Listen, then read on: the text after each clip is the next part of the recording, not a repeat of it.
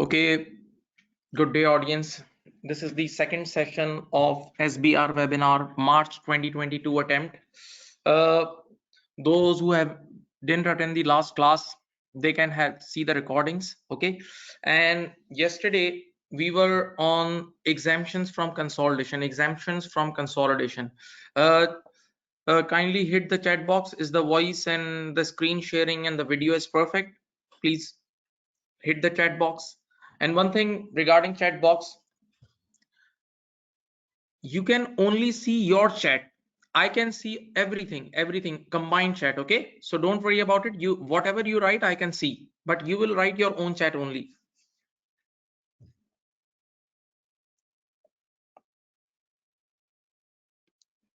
Okay, good.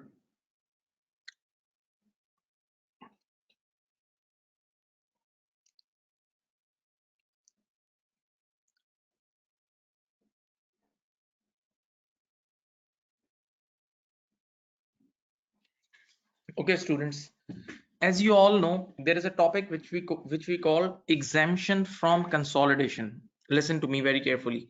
For example, there is a parent company and it has 4 subsidiaries: subsidiary 1, subsidiary 2, subsidiary 3, subsidiary 4. Okay, out of these 4 subsidiaries, 3 subsidiaries are excellent. They are very rich subsidiaries with high profits and excellent numbers, but one subsidiary is in loss. So normally what parent company director wish, they want to exclude such subsidiaries from consolidation, right?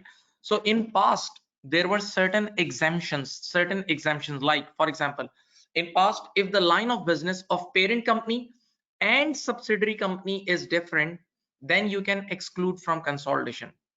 And you know why this exemption was allowed? Because there is a possibility, for example, parent company is a bank and subsidiary company is in manufacturing sector. So have you ever seen the income statement of bank? It's totally different. It's not like sales, cost of sales or such things. And the subsidiary company income statement is manufacturing. So how will you add these two? Adding together would be very difficult, very difficult. So that's why in past standard gave the exemption from such consolidation, but you know, people did misuse, accountants did misuse, and they forcefully, they intentionally excluded those subsidiaries which were highly geared. They excluded those subsidiaries which were in losses. Okay, so then finally standard board has removed that exemption. Okay, but still there are certain exemptions still left. There are certain exemptions still left, still there, and that is investment entity, and it's a non-routine topic, so be very careful. I'll explain you now. If you guys want to invest in stock exchange, attention students, if you guys want to invest in stock exchange, what is the first way? You go directly, open your account in a stock exchange and start investing. Start directly, buy the shares. You buy the share of Apple, you buy the share of Tesla, you buy the share of Google. But listen to me very carefully. For this you need time, for this you need research, for this you need to be very active whole day, because stock market fluctuates extreme. There are extreme fluctuations in stock market. So there is one more route, and the second route is mutual fund. What you do, see the screen. You are an investor, you go to this mutual fund, and you buy the units, you buy the equity units from this mutual fund. Okay, that means you have given money and they have given you units. Now they will invest your money in the stock market. They will invest, these mutual funds will invest your money in stock market in different companies. Okay, and they have high quality staff, they have CFA qualified people, and plus they have millions of billions of dollars of public. So they are a big fish. So they can do big game, so now they will invest in stock market, and whatever they will earn, their earnings will be reflected in these units. Their earnings will be reflected in these units on daily basis. You can check the performance of these units on a daily basis. Daily, night time, you can check the NAV, net asset value, right? So if a stock market will go up, your units will also go up, and if a stock market will go down, your units will also go down. Okay, got it? Now what happens, these mutual funds sometimes buy the shares 60%, 70% shares of a company. They get the control. They get the control of some stock market companies. But you know, their intentions were not normal takeover. Listen, what are the intentions behind a normal takeover? Just go through the basics of consolidation takeover.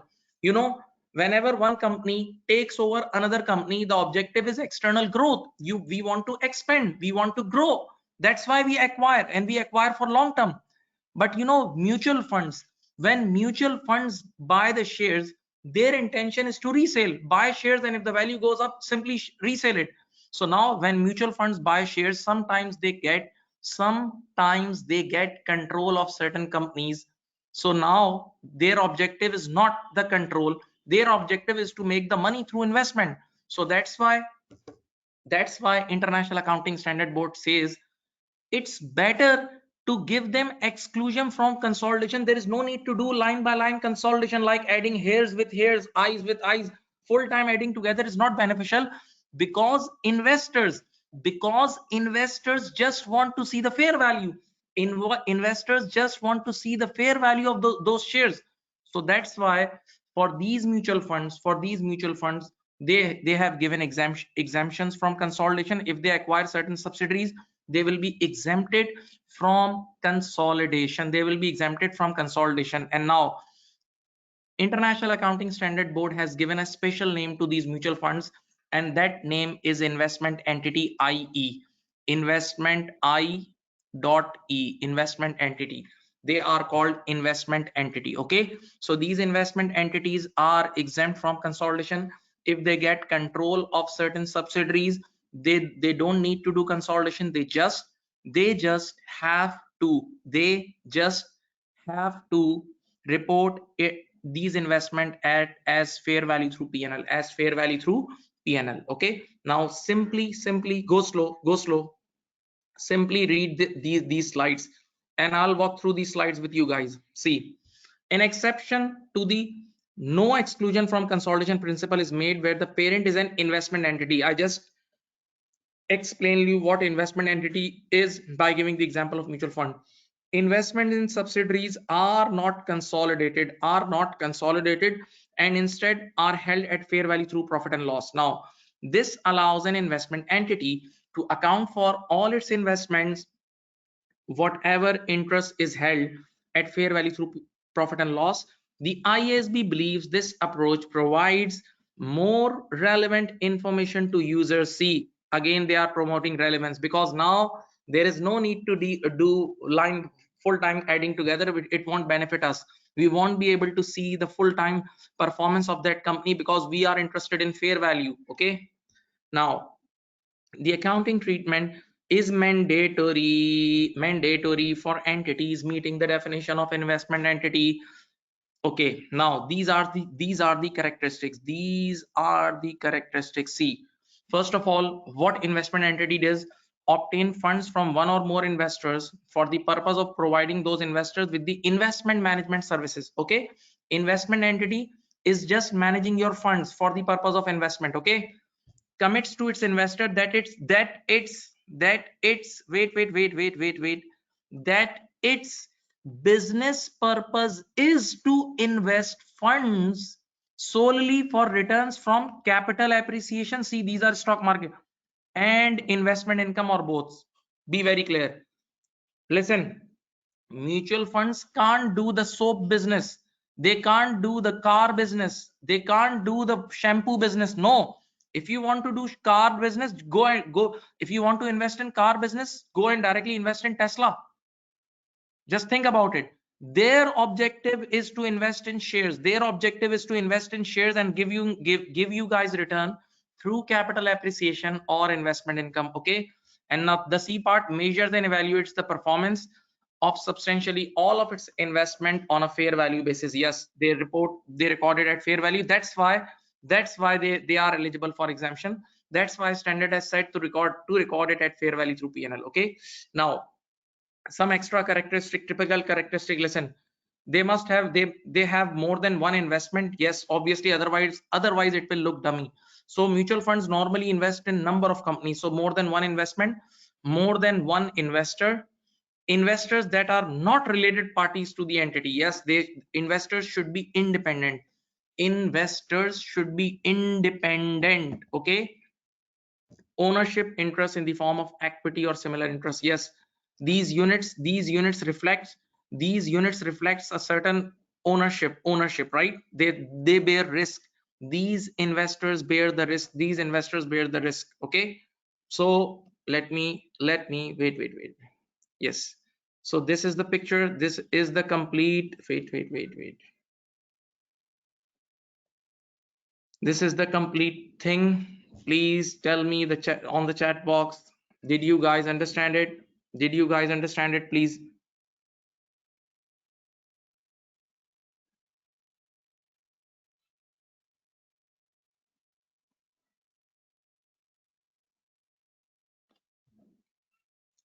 I repeat one more time. Listen very carefully. Listen.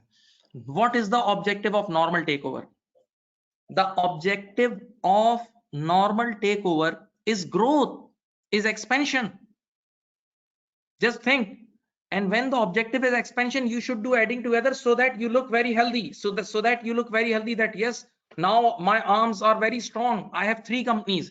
That's why in the normal circumstances we do adding together, right? But here the objective is just resale. You are buying shares. You are buying shares, and once the value goes up, you sell it. And you have to report to your investors the fair value. That's why standard has given the exemption. That's why standard has given the exemption. There is one question, but be very careful. Investment, sir, the investment entities are also called institutional investors. Yes, they are one of the institutional investors. Yes, they may be institutional investors. Are institutional investors are other people as well, like pension funds. Those who maintain pension funds, they are also called institutional investors. Okay.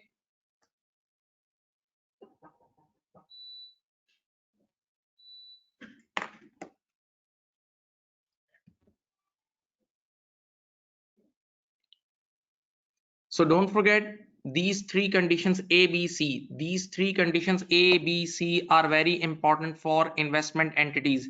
And as per my prediction, they haven't tested this area before. So it may come, because examiner, SBR examiners test different things. And if you see latest past papers, they normally touch IFRS 10. They normally touch IFRS 10. They normally touch IFRS 10. They normally touch IFRS 10. Okay. Now,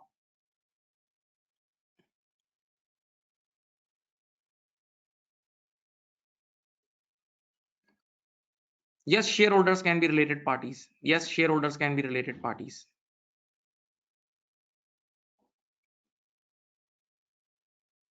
Now, dear students, today we are going to start question number 2. Today we are going to start question number 2 of December 2021, the latest past paper.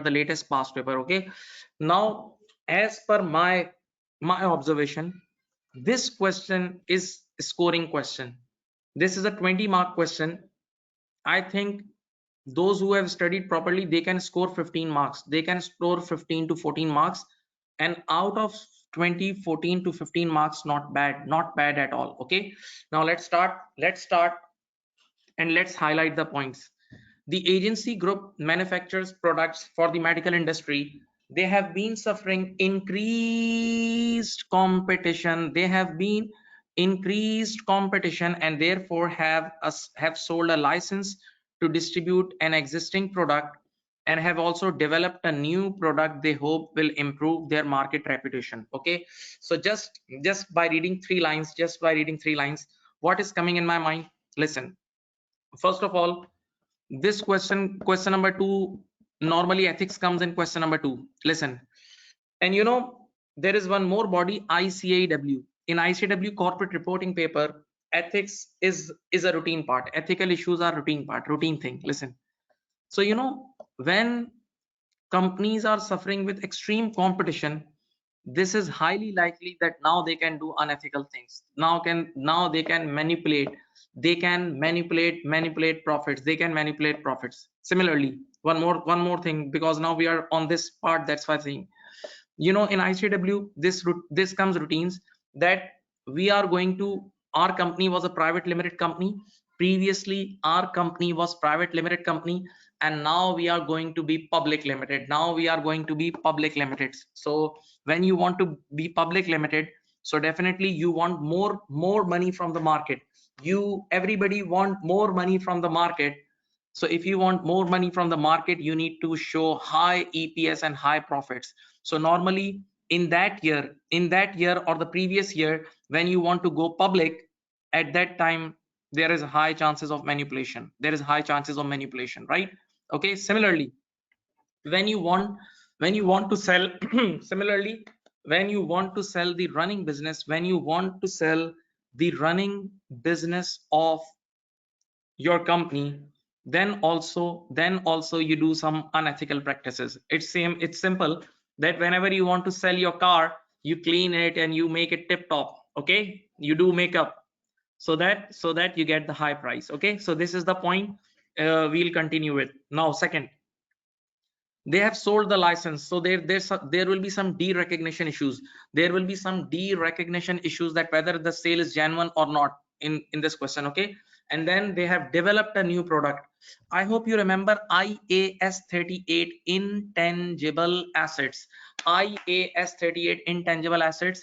And intangible assets, you hope you remember the criteria of pirate, PIRATE, internally generated development cost. Internally generated intangible assets, you need to fulfill that criteria, and this criteria will be tested. This criteria will be tested in this question, because they are going to develop a product. They are going to develop a product. Okay, now let's start with first para. And what technique I will follow today with this paragraph. First I'll read this paragraph. This will be fresh in your mind. Okay, and then I'll immediately take to the requirement of this question, this paragraph, so that it will be easier for you to understand. And today we are not going to do baby typing. Okay, right? On 1st October X7, the finance director, Miss Malgan, a financial accountant, recruited Mr. Ravi as an ACCA student. Now, the first issue, they hired ACCA student. They didn't hire qualified member. They hired ACCA student. So there is an issue of competence. Like, let me relate. In ICW, this question comes very routine, that in audit, that we are auditor, and we have sent a young guy who is still a student, and we have sent him on technical audit of deferred tax, IS 12 and financial instrument. So IS 12 is a very technical standard. Even you guys don't know. Even you guys don't know after studies. So IS 12 financial instrument, they are technical standards, and if they are dealt by kids or those who are just students, so definitely they can't they don't have that much in-depth knowledge. So the final output will be not good. Okay, so this is one of the issue. You can think over it. Think these issues. Now, accountant on a temporary employment contract. Now wait, I would recommend you guys to must even I'll send you, don't worry, to must read the exam report of this paper. Examiner has discussed this part. Oh, very good. Examiner has raised 6 to 7 points, from this paragraph. Okay, so temporary employment contract. Now, temporary employment which can be terminated. First of all, such contract itself are unethical. Why? Because employer can terminate any time without giving any redundancy pay or anything. So in such cases, normally employers may act unethical. So this is the first unethical thing. Second, when this is a temporary contract, so employer may blackmail employer may blackmail the employee that we can fire you anytime if you don't do this. So these things may happen. Or come to the employee side, when in the employee side there are two aspects. When this is a temporary contract, you employee will be ready to accept whatever management says, good or bad, so anything may happen, unethical things may happen. And number two, when this is a temporary contract, so employee won't have motivation. He knows that I'm here for just 2 months. So he won't work hard. He won't give his 100%. So again, the quality issues, again, the quality of output will be sacrificed. Just wait. When we buy a car on rent, just compare it. When we buy a car on rent, we just don't care. We smoke in that car, we drink in that car, we do reckless driving with that car, because we know we have just taken that car for 15 days. This is not our own car. Same is the case here. So see, in these two lines, many issues are there. Many issues I have raised. One more issue. When this guy is ACCA student, so there is one thing in the back of his mind, that I'm just a kid.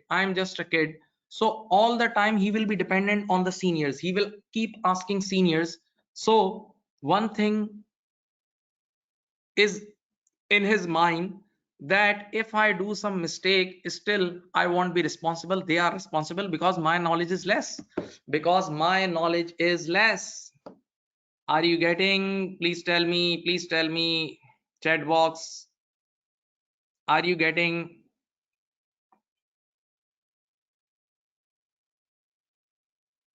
Please participate.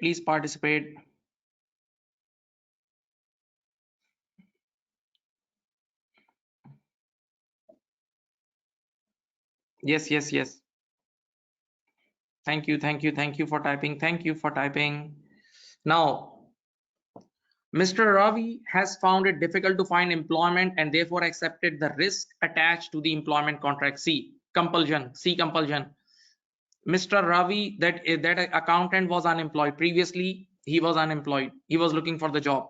However, the jurisdiction has laws which protect employees from termination due to discrimination. But as this contract specifically says that you can terminate anytime, so there are no benefits attached to it. Okay, Mr. Ravi has been told by Miss Malgan that there has been, see, it's starting the global slowdown in business, and that the biggest uncertainty is customer demand. She has therefore impressed upon Mr. Ravi that the company profitability targets are based upon achieving 30% higher net profit than their nearest competitors. Be very careful.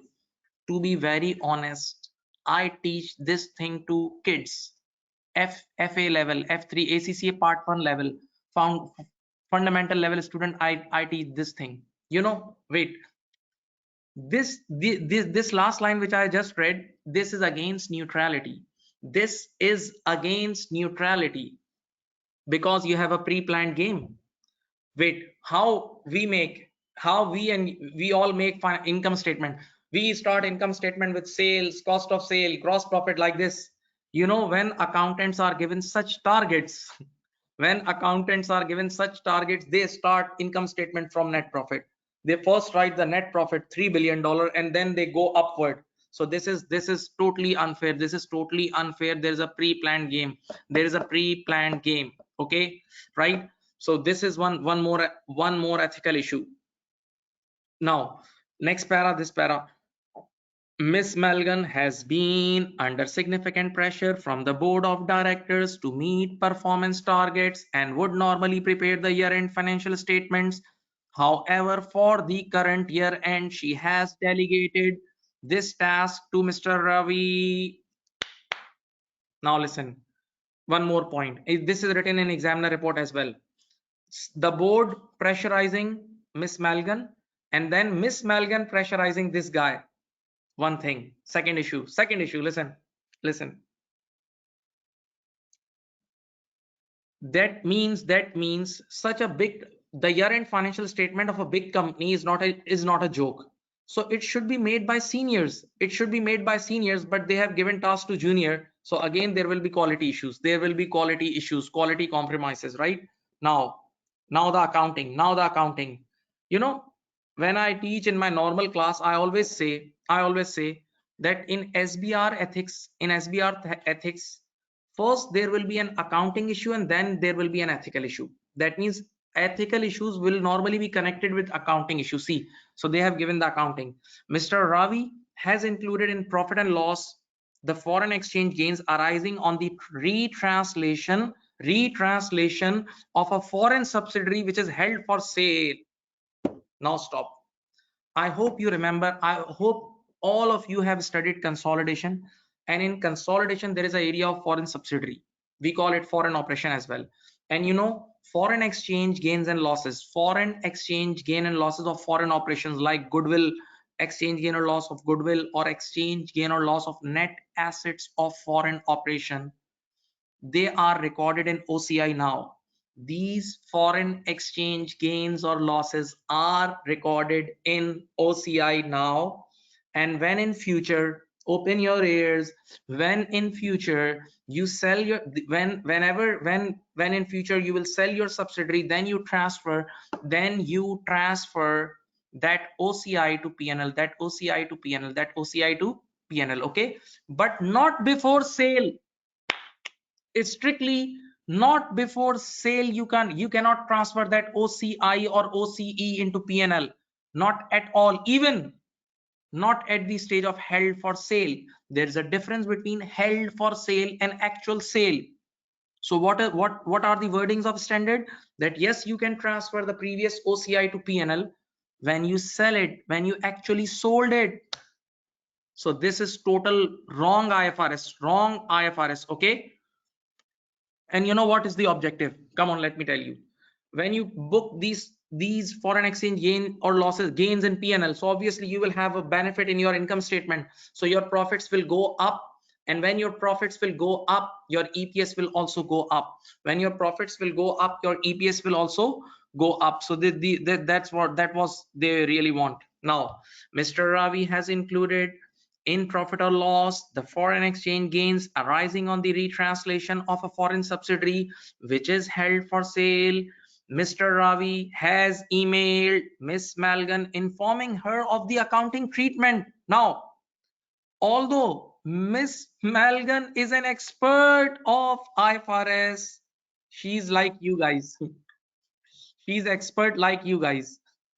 Expert in IFRS standard, she did not comment on this incorrect treatment. She just closed the eyes. She just closed the eyes of the foreign exchange gains. That means she's also involved. She knew it. She knew it, but she didn't comment.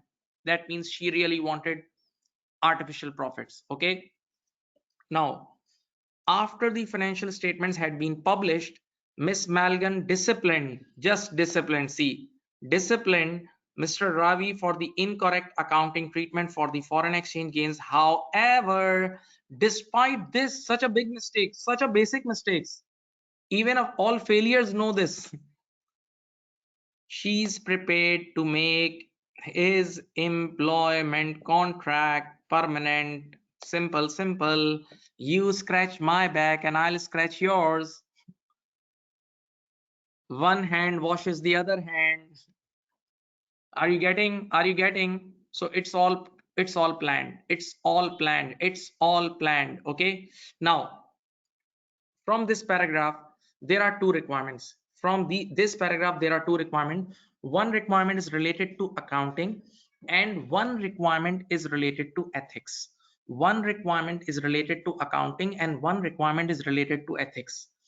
I always say in SBR as well in ICW corporate reporting, both papers, I say this, that ethics area is cash area, and especially this question number 2 is a scoring question. Okay, so let's first do the ethics part, and you can easily understand now because I have explained you. Okay,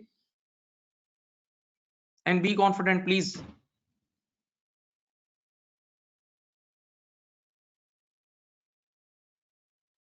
Sorry, let me read the requirement. I didn't read the requirement, really sorry. I have to read the requirement. See, requirement A1, just leave this requirement, leave this and read this is our requirement. See this. Discuss any ethical issues raised by Ms. Malgan's actions regarding her management of Mr. Ravi. Now please invest good time in reading requirement. All of you, please listen. If you write irrelevant things, you won't get marks. Can you see? Can anybody see? Use microscope, please. Can anybody see safeguards? Did they ask you to write the safeguards? No. So no need to write the safeguards. You just have to raise ethical issues. That's it. That's it. You just have to raise ethical issues. You don't need to write safeguards. Yes, in some questions when we teach, we also teach the safeguards as well. But right now they are not asking. So what is the need? What is the need? Why you have to write? Already you have short time. So only you have to raise ethical issues, and you can easily pick six things from it. Okay, right? Let me show you.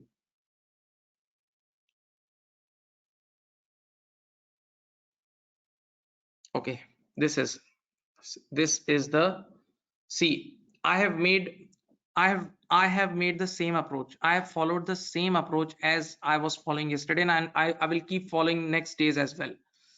Heading, sentence, heading, sentence, heading, sentence. In this way it will be easier for examiner to give marks. That's it. 6 marks. See, 6 headings. First of all, they hire student accountant. So it's, see, I have written with the pen. This guy is less experienced, so dependent on management support. On management support. And in the back end of this guy, there is one thing, that I'm not responsible because I know nothing. I know less things, right? So this thing will encourage him to do unethical things. He can do. Okay, as Ravi is a student and he's required to adhere by certain ethical code of conduct. Yes, listen to me. Even you guys and me as well, those who are associated with ACCA, either you are students or affiliates or members, you have to act ethically. And there are a lot of things right now. I don't have time. Even during exams, you are not allowed to cheat. You are not allowed to help somebody unethically. These all, and you better know that ACCA takes actions as well for this. Okay, during COVID time, when remote examinations were at peak, there are some students, they did paper out and some such activities. So ACCA took action, and that's very genuine. So see, as Ravi is a student accountant, he's required to adhere by certain ethical code of conduct. Mr. Ravi is employed on such basis that he or the agency can choose to terminate his employment for no reason, right? So this is the first issue that he has to follow. And he's less experienced, so when you hired a less experienced guy, so there is a possibility he's always dependent on the management, and he will think that whatever I do, I'm not responsible. Then I told you that termination of contract without reason itself is an unethical contract without reason. Now no more rights. So that means employer can play using this contract. Even though the jurisdiction has laws which protect such employees from termination due to discrimination, it can be argued that the ability to terminate the employment benefits the employer more than the employee. So employer can play a lot using this termination thing. Then self-interest, very simple. Obviously, when Mr. Ravi knows, the student accountant knows that I already don't have job and I'll be fired anytime. So if I don't follow the instruction of management, right, good or bad, I'll be fired. So there is a self-interest attached. See, this could lead to impairment of self-interest, because this type of employment contract can result in unfair termination, and therefore in this fair, Mr. Ravi may follow instruction without any questioning, and further might not apply any professional skepticism in the fear of not losing his job. Okay. Now, one more point we can raise from here. Listen, when Mr. Ravi knows, see, both sides you can say, both sides you can explain. When Mr. Ravi knows that my contract is short term, my contract is short term, so he will have less motivation for all the tasks, so the quality of work may be compromised, right?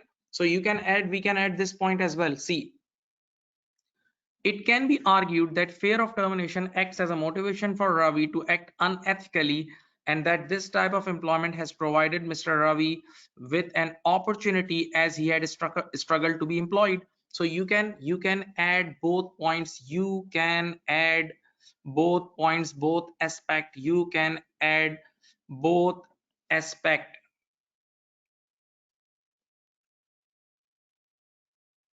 Now, overlooked errors. See, the senior management is also involved. Mr. Ravi is only an ACCA student accountant and therefore would not bear the ultimate responsibility for the inaccurate accounting for foreign exchange gains. Miss Malgan obviously knew that the accounting was, see, that the accounting was inaccurate, but because it benefited the company and help the performance target, she was prepared to overlook it. Okay, so again, some sort of self-interest by Miss Malgan as well, okay.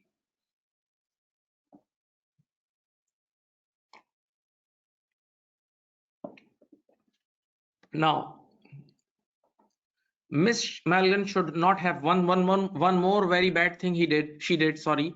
She did give all the responsibility of the the financial statement preparation to Mr. Ravi. Okay, Miss Malgan should not have left the preparation of the year-end financial statement to Mr. Ravi, as he is a student accountant and has only been with the company for 3 months. So just think, you know, those those of those of you who are working professionally, they know that those employees who are working for 2 3 years, they know the last year things as well. There is one IS, hope you remember, IS 8, prior period errors, and that's these things, changes in accounting policies, prior period errors. So you know, there are things which are connected to last year as well. So those employees, those who have same company experience, those who are working for last 2 3 years, they are they are better for this job. Okay, and this guy has only 3 months experience. Difficult performance goals and time pressure make unethical behavior more likely. Yes, when employees are under pressure, this not only affects the well-being and motivation but also their behavior. Okay, so it was 6 marks. If you write these 6 points, more than enough, okay. Finally finally you can write the conclusion. See, read it. When unethical behavior leads to a gain for a company and manager chooses less severe disciplinary measures for their employees. Yes, did you see such a big error Mr. Ravi did? Total accounting treatment, basic accounting treatment he did wrong, but still the manager didn't take action. In fact, the manager promoted him. Thus, although Ms. Malgan knew the error in the financial statement, she only reprimanded Mr. Ravi after the financial statement had been published. Even then, she then offered him a full-time contract instead of his current temporary contract. So that means they work together. Now listen, examiner only asked ethical issues. They didn't ask safeguards. So those who are planning to write safeguard, they won't get any marks. Even they may be they may lose their impression. Now please hit the comment box if you understood. If you got it, please.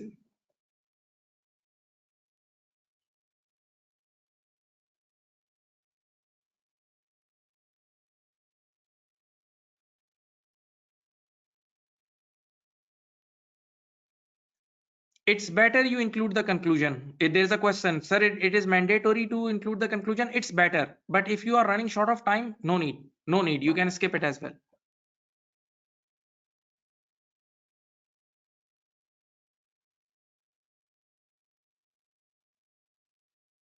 Yes. Could we make heading one question by could we make headings by threads? Yes, one heading you can write with threads as well. Even I will send you on the WhatsApp group, or you can directly take it from accglobal.com. All of you listen. In the examiner report, they have raised 7 points. They have raised 7 points, although it's 6 marks question, and they have written that 6 are enough, but they discuss things in detail. So they raise 7 points. So you, if you read them, they rate 7 points. So you can also raise your some more points as well.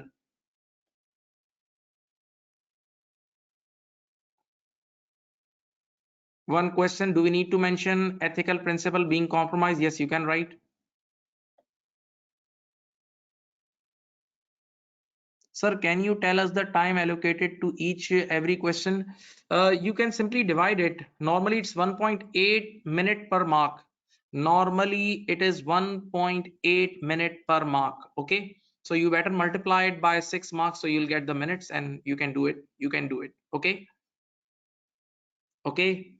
And now please keep one thing in mind, that do things with open heart.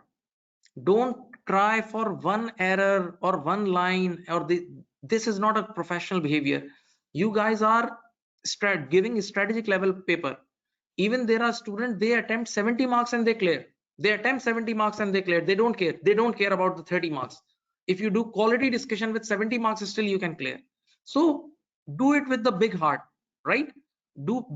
Show some professional behavior. Even examiner wants to give you professional marks, so be professional now. Now I'm moving towards, don't worry, I'll share the slides with you. Now I'm moving towards the first question, first part 1A, which is the pure free marks. I would say free marks.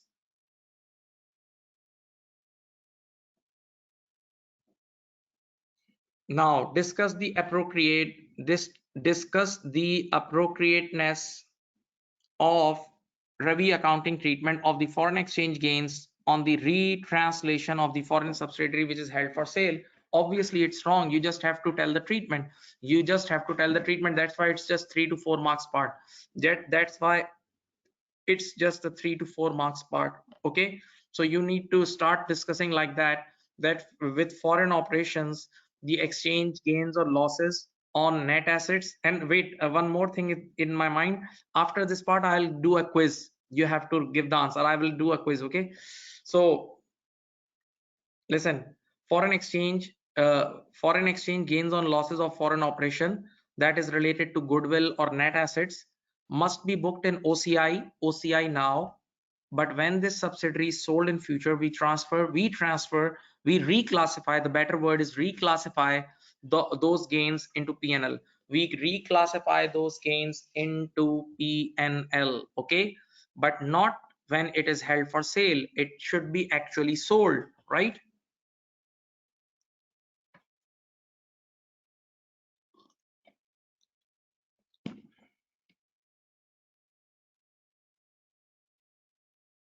Okay, see this please.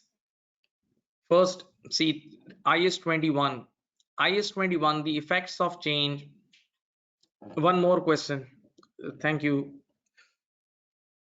If students normally ask this thing, that sir, sometimes we forgot the number of IS, like it's IS 21 or IS 23 or 24. So if you're not sure about the number, just write this according to International Financial Reporting Standard. That's it. That's also enough. Okay.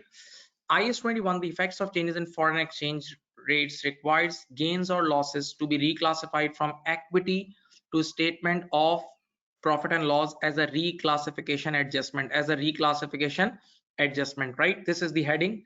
Now, when a group has a foreign subsidiary, a group exchange difference will arise on the retranslation of the subsidiary's goodwill and net assets. Yes, definitely, because when you bought that subsidiary, at that time the exchange rates were different, and now the exchange rates are different. Okay. Application number 2, on the disposal of the subsidiary, IAS 21 requires that the net cumulative balance of the group exchange differences to be reclassified from equity to the SOPL, that is statement of profit and loss, as a reclassification adjustment. Okay, like reclassification means from equity to P&L. Now Mr. Ravi should not have included the exchange gains arising on the retranslation of the foreign subsidiary in the SOPL, as it is currently only held for sale. Okay, only held for sale, not sold. So this is wrong. Now finally, when the subsidiary is then sold, the gains accumulated in OCE may be reclassified to profit and loss. Yes, you can do it in future. You can do it in future, but not now. You can do it in future, but not now. You can do it in future, but not now. Did you understand? Did you understand? Please write on the chat box.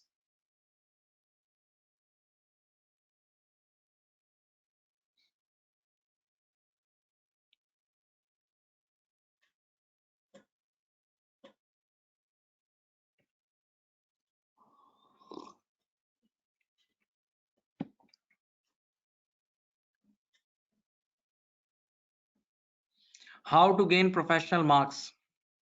Listen, you can see the heading sentence, the flow of sentence, the structure of the answer, the conclusion, the introduction, appropriate wordings, professional language. These all things gives you professional marks. Proper references, proper references.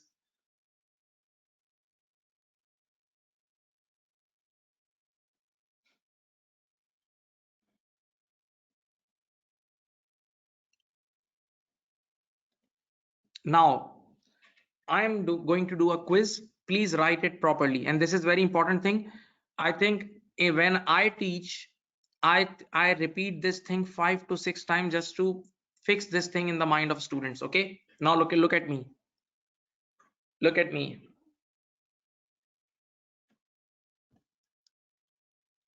This is one of the example, this foreign exchange gains or losses, that these exchange gain or losses are parked in OCI now, but when the subsidiary is sold, they will be transferred to in P&L in future. In P&L in future means today OCI, and in future this OCI will be transferred to P&L. So this is the first example of such things.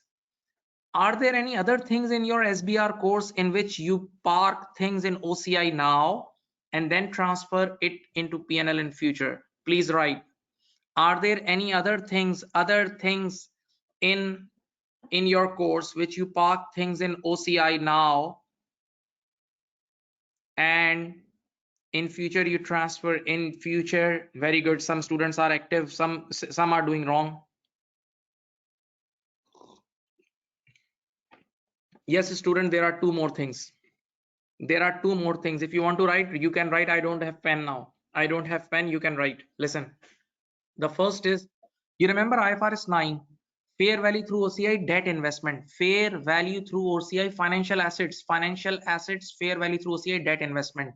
If you buy debt investment and if you classify it in fair value through OCI, so any fair value gains or losses you will book today in OCI, and when you sell it in future, you will transfer that OCI into P&L. This is the first example. This is the first example, don't forget. And you know the second example? The second example is cash flow hedge accounting. Cash flow hedge accounting, right? Listen, in cash flow hedge accounting, when you have hedging instrument, when there is a gain or loss, when there is a effective gain or loss, when there is a effective gain or loss on hedging instrument, you park it in OCI now. And then you transfer it into P&L in future, right? So basically there are total three things. One thing is we just did, and the two things I gave you example. Better write it. See, these are very quick things. Even sometimes they are asked in interview. And one more thing, be very open. We are not doing a normal classes right now. This is revision days. So I expect that you all have studied previously. Okay, so please be professional.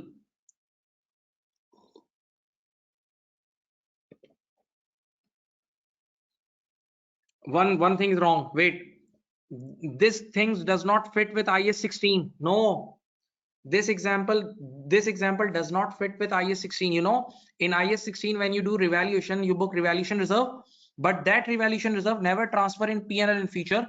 That revaluation reserve transfers in retained earning. So there is a difference between P&L and retained earning. Okay, so IS 16 example does not fit here. Be careful, please. I hope you understood my point.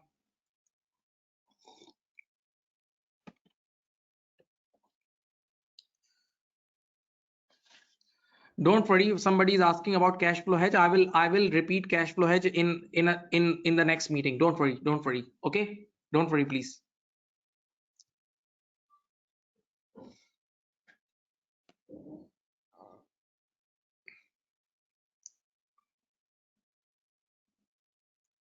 Now this is the next requirement.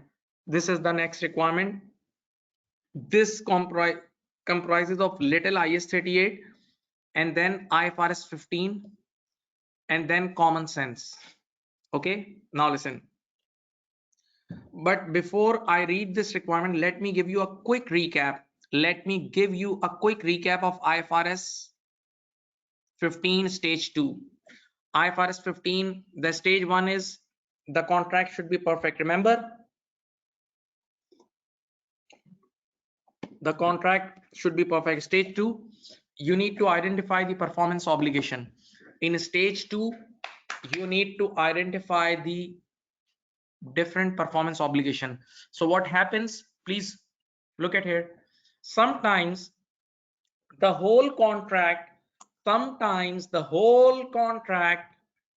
is a single performance obligation, and sometimes there are different separate performance obligation in one contract. You know this. Sometimes the whole contract is a single performance obligation, and sometimes the contract contains different separate performance obligation. Now, in order to meet the criteria of separate performance obligation, these are the shortcuts. See, read these two words. Those performance obligations should be provided separately, means separately provided in the contract, and benefited separately to the customer. That means if you are providing two things, if you are providing two performance obligation, customer can benefit from each one of them separately, can enjoy separately each of them. Okay, so provided separately, benefited separately. This is the identification of separate performance obligation. Now let me give you a few examples. See, books plus teaching services. Listen, even in my institute back in 2009, when students used to come for admission in the basic level, so we used to charge a single amount, and in that single amount we used to provide two things: books, a set of books, BPP, capital and study tax, and our own book sets, and then 1 year teaching service. Now basically these two are separate performance obligation, because we are providing both of things separately in the contract. And yes, customer is getting benefit from these two things separately. Why?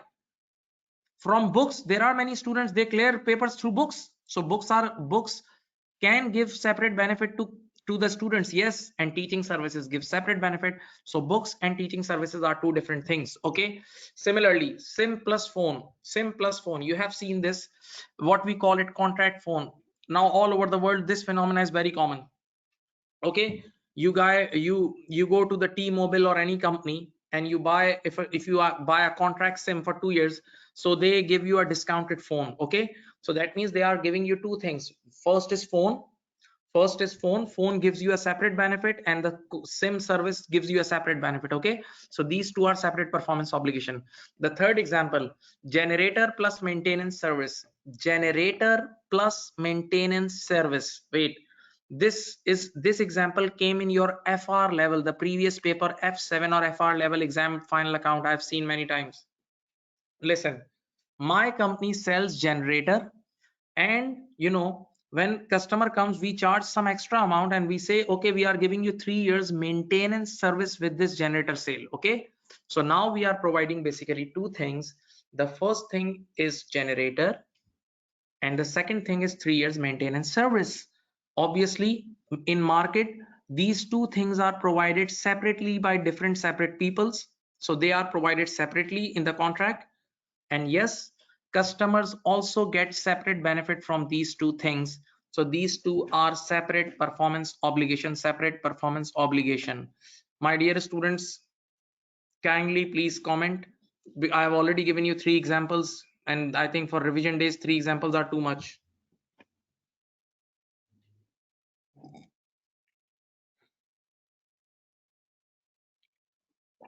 All of you please write.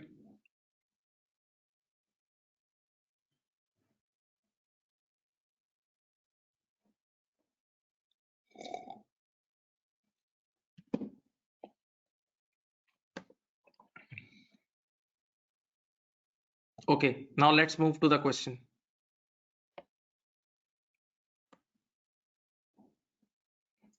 Sale of license, sale of license. Listen, on 1st January X7, agency company granted, sold Kokila company a license with no end date to sell.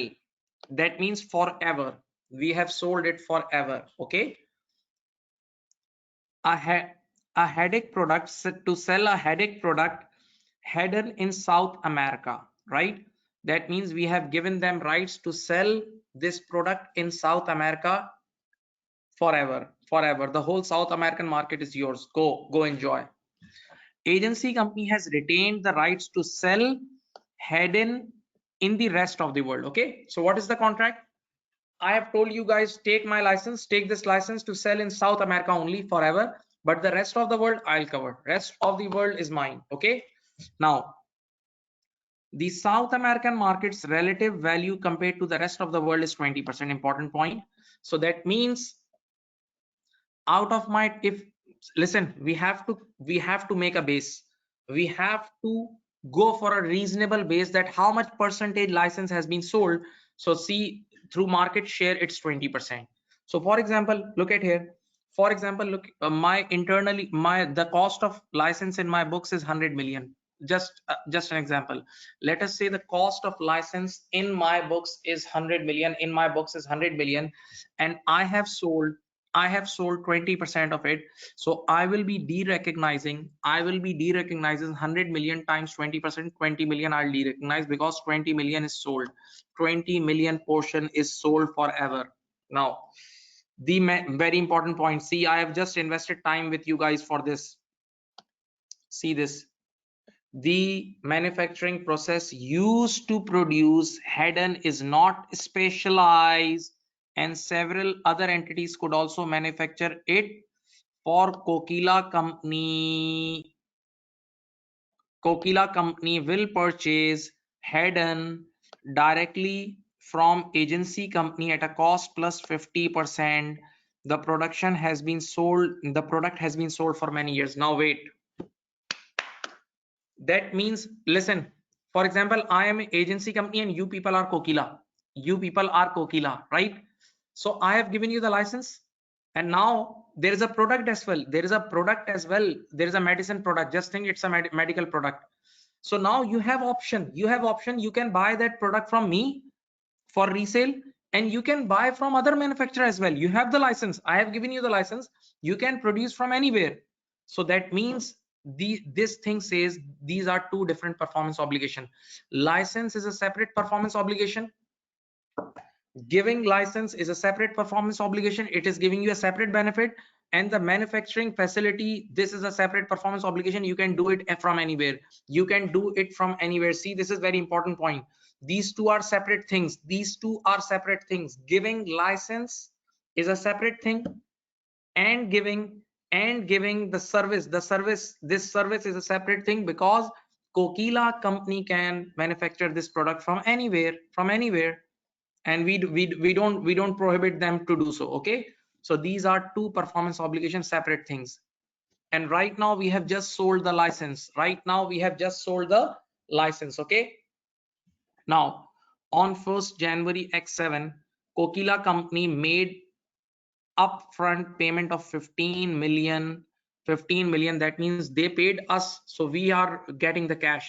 We as an agency company getting the cash, and will make an additional of 3 million when South American sales exceeds $35 million. When South American sales exceeds $35 million, this is related to future. Now wait, this 15 million we received now, this is for the license, and this additional thing is a variable consideration. This is a variable consideration. I'm sure you guys know the stage 3 of IFRS 15. Stage 3 of IFRS 15. Whenever there is a variable consideration is involved, you can only book the variable revenue. You can only book the variable revenue when there is a high probability, when the reversal is impossible. When the reversal is impossible, when the reversal is impossible, then you can book. One thing. So just think, no probability is given. This is a future thing, so that's why you won't book. And one super argument, now I am giving you a super argument for this variable future thing. This additional 3 million variable thing, I am giving you a super arguments. Listen, you know, in IFRS 15 stage 5, in IFRS 15 stage 5, you remember the word when to book revenue. When to book revenue, remember this words, listen the golden words. You can only book the revenue once you satisfy the performance obligation. Once the performance obligation is satisfied, these are the golden words of IFRS 15. Once the performance obligation is satisfied, then you can book. So do you think did you satisfy the performance obligation? This payment will only be received when these people will do 35 million sales, when the Kokila company will do $35 million sales. So that sale has not been happened yet, so that means performance obligation has not been satisfied yet. So no, you can't book this additional amount. You can't book and these additional amount. You can only book 15 million, and for 15 million you have sold the license. Okay, and how much percentage license you sold? Look at here, how much percentage license you sold. Please check how much. Check the screen. How much percentage license you sold? 20%. How much percentage license you sold? 20%. Okay, so see, agency company had correctly capitalized development cost for hidden as an intangible asset for a carrying amount of 30 million. See, I gave you this example for 100 million. So in our books, the total license value is 30 million. In our books, the total license value is how much? 30 million. And we sold how much license? Only 20%.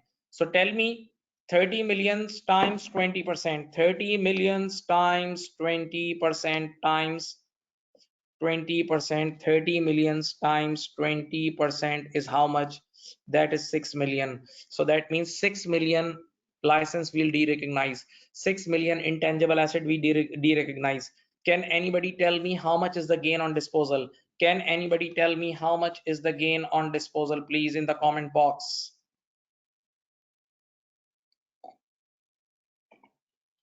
Good. The gain.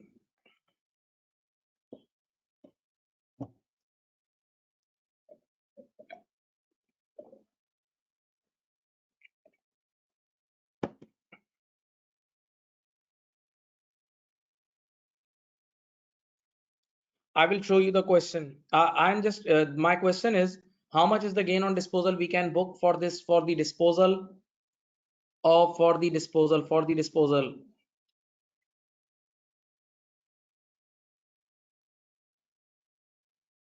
One reply.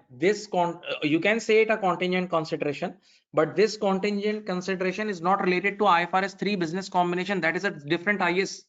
And that is applied when you sell the running business. when you sell the running business, not just a license. Please be careful. Be careful, beta. Dear. Now, let me first show you. I have already discussed this part, but I'll help for your help. I'll show you the double entry as well. Giving you 30 seconds. Just give a quick read. Give a quick read to this question.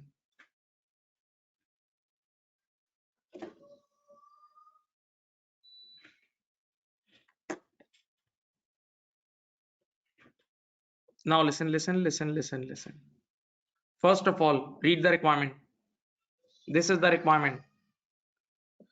Discuss how the granting sale of the license to Kokila should be accounted for by agency on 1st January X7. Simple requirement. Simple requirement.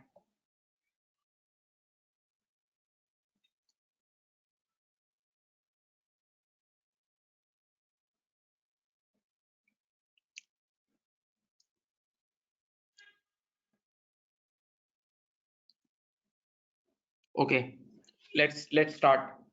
First of all, IS 38. IS 38. Agency company had correctly capitalized development costs for hidden at a carrying amount of 30 million. Yes, this is the previous story. IS 38 intangible asset states that intangible asset, in this case, a proportion of the development cost may be derecognized on disposal when no future economic benefit are expected from its use or disposal. Now wait, this is very general thing. Asset is anything. Asset, listen, SBR is a lot about common sense. It's more about common sense. Asset is anything which gives you economic benefit. Okay, so now when we have transferred all the economic benefit of South American market, so we won't be getting any economic benefit now. So that means now we have to de-recognize. Now we need to de-recognize a certain portion, and that portion is 20%, which we are going to make the entry. Okay, now next, IFRS 15 implication. Hence, the gain or loss arising on the derecognition is the difference between net proceeds and the carrying amount of the asset. It's like gain on disposal. Gains are not classified as revenue. Now wait, revenue means, sales revenue means top of the income statement. Sales revenue means top of the income statement. You know this? And revenue is only booked when you sell your inventory, when you sell your primary product, but my dear students, when you sell your fixed assets,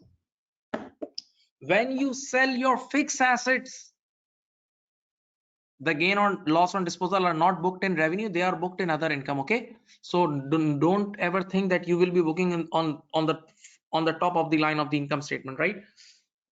The amount of gains or losses arising from the derecognition will be affected by the determination of the transaction price with reference to IFRS 15 revenue from. Yes, you need to calculate the price.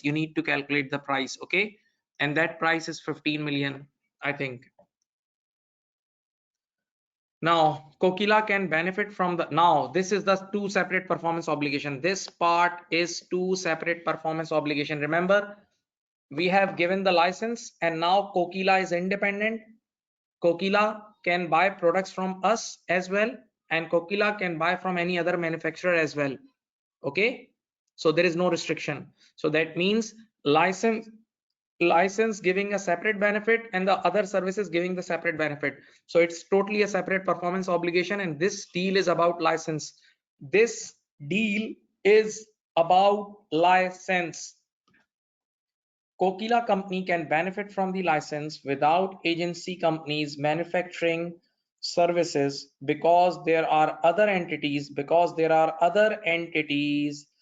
which can provide the manufacturing service. Therefore, agency companies promise to grant the license and to provide manufacturing services are separately identifiable, and separate PO means separate performance obligation, and they are separate performance obligation. They are separate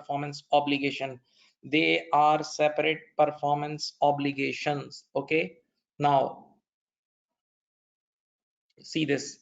The consideration for the license comprises of the upfront payment of 15 million and a variable consideration of 3 million. Initially, initially only the upfront payment will be recognized as proceeds together with the gain on disposal. Why initial payment will be recognized? Because the future payment is variable consideration, and variable consideration is only booked when there is a high probability and no probability is written. And the best answer, even the best answer, is the performance obligation has not yet satisfied. See, the variable consideration will only be recognized in SOPL when it occurs. See, this is the part. This is the part. The performance obligation needs to be satisfied before the payment is recognized. Therefore, again, a gain is recognized on the disposal of the South American development cost of 9 million. See this working. Bank debit development costs by 6 million, because 30 million times 20% is 6, and the remaining will go in P&L.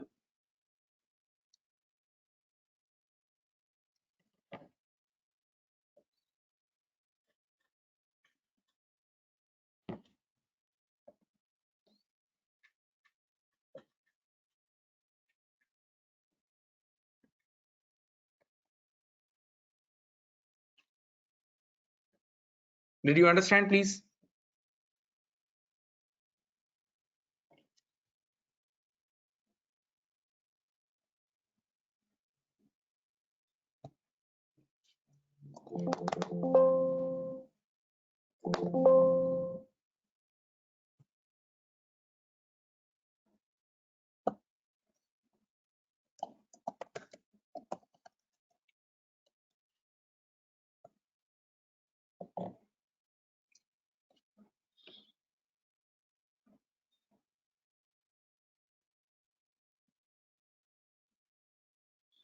My dear student, look at here.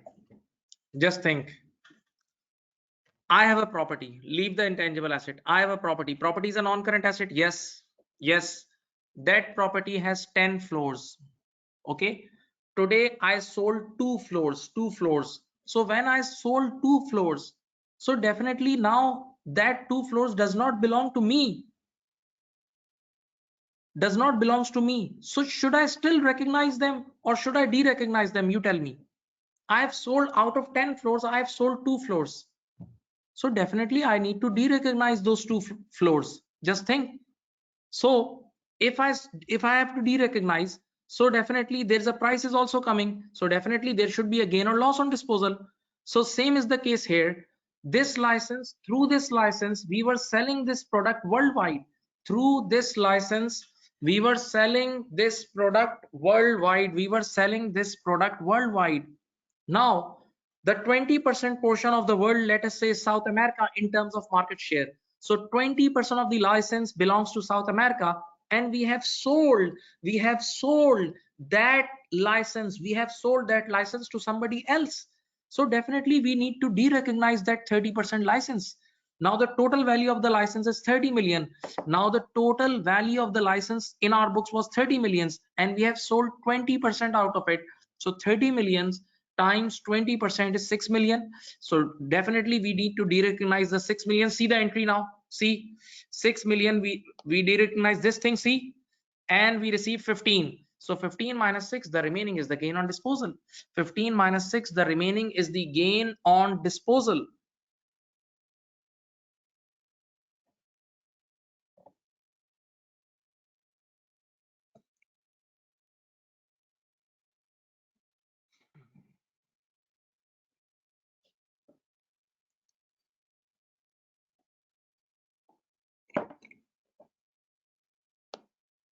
Oops.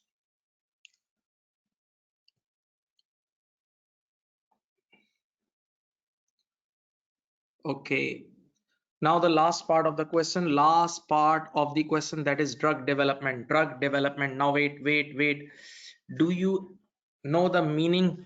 Have you ever heard about IS 38? One more thing. I have made lot of short videos regarding SBR, and even the examiner has written many articles. So even in my orientation, I say this thing, that this is the time of intangible asset. The world where the world right now is, this is the time of intangible asset. accept it, accept it. You go and check the top 10 companies of the world, they are all dealing in intangible asset, to be very honest. So when this is the time of intangible assets, when this is the time of intangible assets, IS 38 is the hot cake. Hot cake. You all must read the articles, you all must read the lectures of IS 38 for sure. The examiner can ask anything related to IS 38.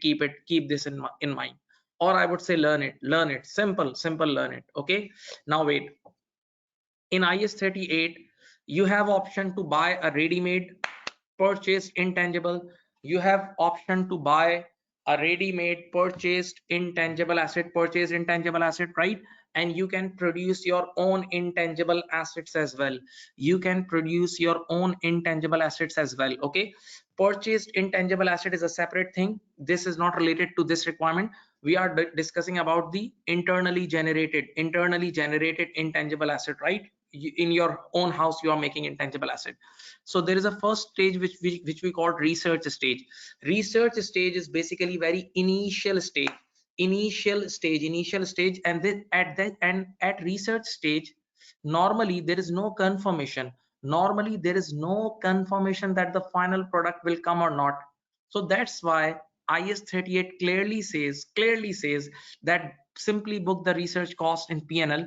You are not allowed to record it as an asset. Simple. Okay, because research is the initial stage. Okay, now the second stage, is development stage. The second stage is development stage. The second stage is development stage, right? Okay, what is development stage? It means application of that knowledge obtained. Whatever knowledge you got in research stage, now you are going to apply it. So this is the advanced stage. So now standard board says, okay, at development stage you can record the development cost as an asset if you meet a criteria, if you meet certain criteria. And that criteria is pirate,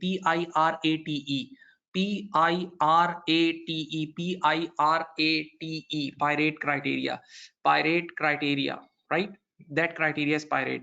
Probable chances of economic benefit, intention to complete, and there are 6 total things, right? And you know the objective. What is the objective of that pirate? That finally you get the economic benefit from it. Finally you get the economic benefits, because the asset is anything which gives you economic benefit. Asset is anything which gives you economic benefit. Okay, so because you are asking permission from International Accounting Standard Board that we need to capitalize, we need to record development cost as an asset. So they are saying, okay, if you are sure about future economic benefit, just book it. But if you are not sure, then stay away. You are not allowed to book asset, you have to book expense. Now I have given you a basic grassroots level summary of this. Now read it. Come on, read it now. Agency company is developing a biosimilar product for the treatment of a particular medical condition, right? Okay, they are developing a biosimilar product is one which is highly similar to another which has already been given regulatory approval. That means previously, go slow, previously we launch a product and now we are going to launch a similar product like that product. This is all about medicine. Okay, so one existing product has already taken the regulatory approval, but this is a new product. Okay, similar to that. Now the existing approved product Zedix patent is expiring. See that product, the existing product patent is now about to expire. Let us say we got the permission for 4 years and now the 4 years are about to end. This is just an example. And agency company has applied to the government for the regulatory approval of its new product. We have applied for this new product. Okay, now see, important part is starting now. The submission includes an analysis which compares Zedix to agency company's proposed product in order to demonstrate biosimilarity. See, the documents which we have submitted to government, the document which we have submitted to government contains similarities. We are going to give them arguments that yes, this product is also similar to the last product. See the documents, we are showing the documents to government. See this, the government has reviewed the analysis and allowed agency company to undertake initial medical trials. Wait, government has just allowed us to do trials. This does not mean that the product is approved. Government has reviewed and just allowed us trials. So trial is initial stage, it's not final approval. So this is the first negative point. This is the first negative point. Open your eyes now. Agency company feels that the trials are going well. Okay, this is our feeling. The product is used in the treatment of a very specific condition which affects to only a small group of people. Wait, you know, you can only capitalize development cost if you earn from that development cost. You can only capitalize development cost, you can only capitalize that formula if that formula will make you dollars, if that formula will make you economic benefit. See, but this drug will be used by very small number of people, so there is no good earnings, there is no good future earnings. See, this is a negative point. Then agency company has decided to develop this product for just reputational reasons. That means nothing to earn, just we want to maintain our reputation. A person using this drug will only pay a notional, open your eyes, this is the end, notional amount for the product. That means we are not going to earn it, we are not going to earn good things from it. So that means the probable chances of economic benefit point is not fulfilled. So that means you cannot capitalize this project. There are two defects which we can easily identify. Number one, government has just given us allowed to do trials, just trials. No, it's not a regulatory approval. Number one.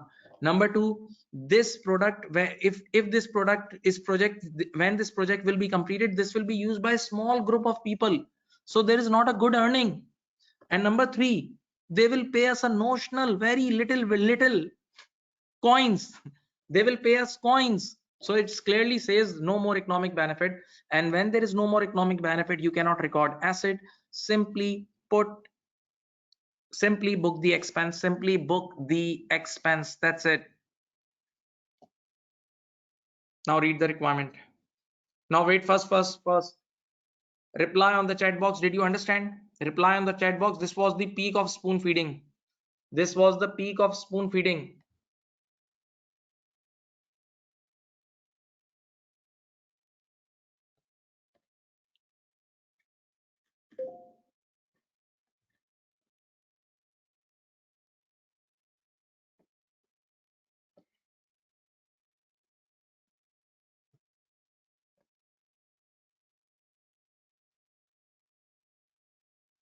Wait, sorry, I missed the requirement.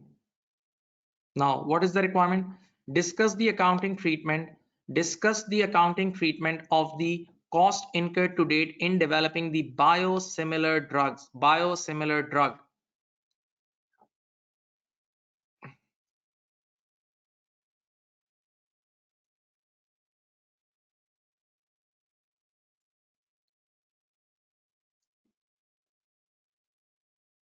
Okay, this is the part. Students, this is the part. Please check.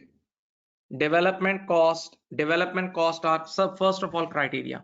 Development cost are capitalized as an intangible asset if certain criteria in IS 38 are met. There is no definitive starting point for the capitalization of internal development cost, and therefore agency company must use its judgment based on the facts and circumstances for each product. See, there is always a judgment. I told you in many IFRS there are judgments, okay, right? So you need to check whether the development stage has started or not. If you are in the research stage, straight away P&L. In development stage, yes, you can book asset, but if you meet the criteria. But if you meet the criteria, if you meet the criteria, right? Now, application number one, a strong indication that agency company has met all of the IS 38 criteria arises when regulatory approval is issued. Listen, normally when government issues regulatory approval, that means you have fulfilled the major criteria for the biosimilar drug, as it proves the technical feasibility of the asset. This is often the most difficult criteria to demonstrate. Normally getting the regulatory approval is the real thing. Once you get the regulatory approval, that means you have done it, you are allowed to do it. Okay, but government has just allowed us trials, the first thing. Now the second thing, asset is anything that should generate future economic benefit and demonstrate the existence of a market. Obviously you will get the economic benefit when you have a market. Let us say I am developing a product. So where I will sell this product? Definitely I will sell this product in the market. Definitely I will sell that product in the market. So there must be a market, and for this product there is very small market we have just studied. Or the usefulness of the asset if it is to be used internally. At present, this criteria has not been met, as the product is aimed at a small group of people who will pay only a notional amount if it is an effective product. If it is an effective product, right? So that means there is no big market, plus those who will pay, they will also pay a very small amount, so no more economic benefit. So now, in addition, regulatory approval has only been applied for. We have just applied for the regulatory approval. They have just allowed us only trials, and there is no concern over the limited. There is a concern over the limited market and revenue stream. Thus, the costs are unlikely to meet the capitalization criteria, and all costs to date will be written off to profit and loss. Simply, you will be booking this to profit and loss. You will be booking this to profit and loss. You will be booking this to profit and loss. Now,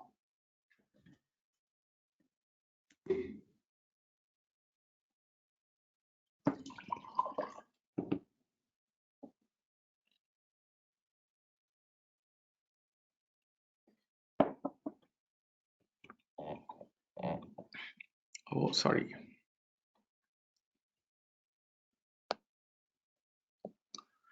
Please write the chat box. Please write the chat box. Did you understand? The question is done.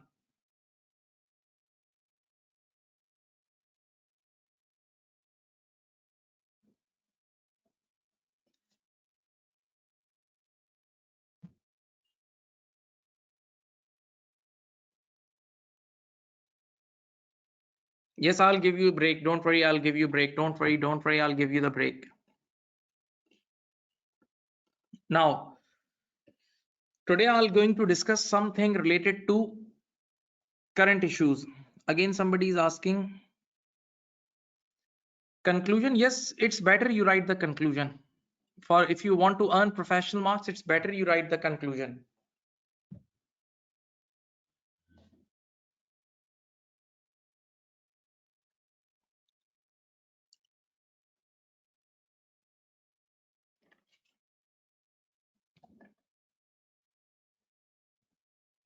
Okay, so now today we are going to discuss some sort of current issues things, some sort of technical challenges of accounting, okay?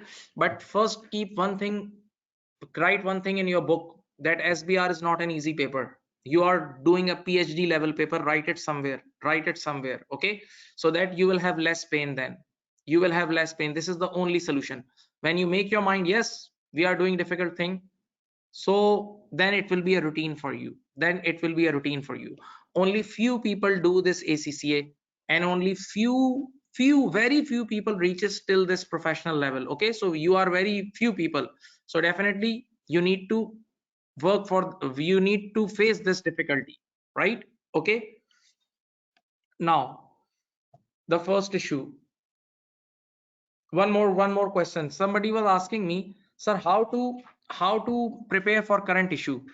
First of all, there are some attempts in which normally students can't even recognize that has been tested or not, to be very honest, because sometimes they just do general discussion. So it's better you read all the articles on accaglobal.com. That's your first document. Second thing, you should watch the short videos. You should read the blogs written by teachers, written on the, if you want to go in depth, listen. So there are issues on big four websites, but that big four websites are very too much time consuming. So it's better you read the articles of accaglobal.com. That's the best thing. Okay, and you must be aware what is going on in the current world. The thing which is extremely super hit will be tested in your exams. Okay,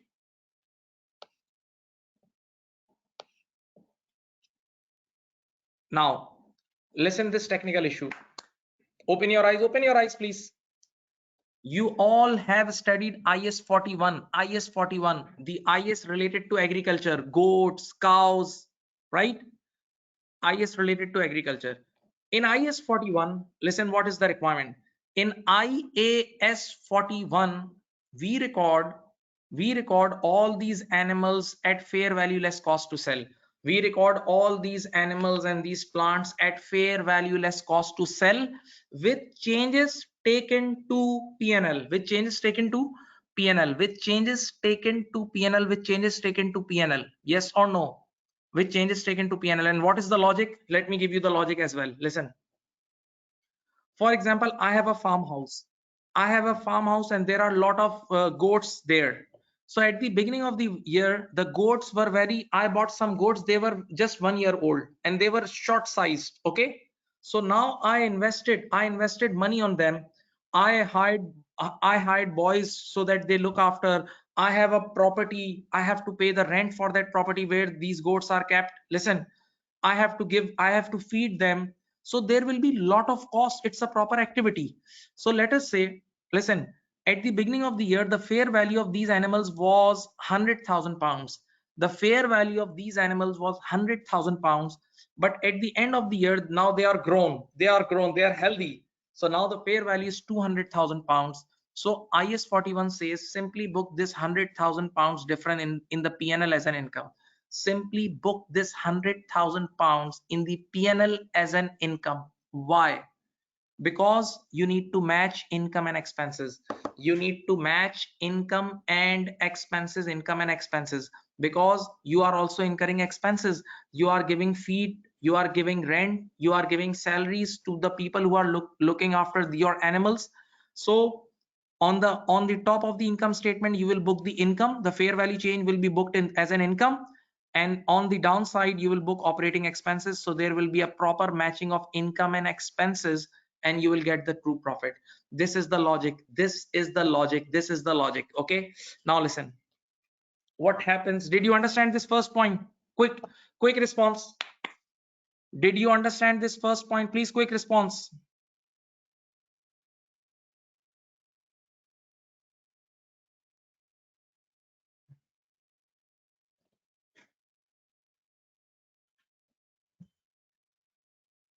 Now listen. Now the issue is, we have few animals with us, and today a newborn baby, newborn baby of cow or newborn baby of goat came, right? So what is the treatment of this newborn baby?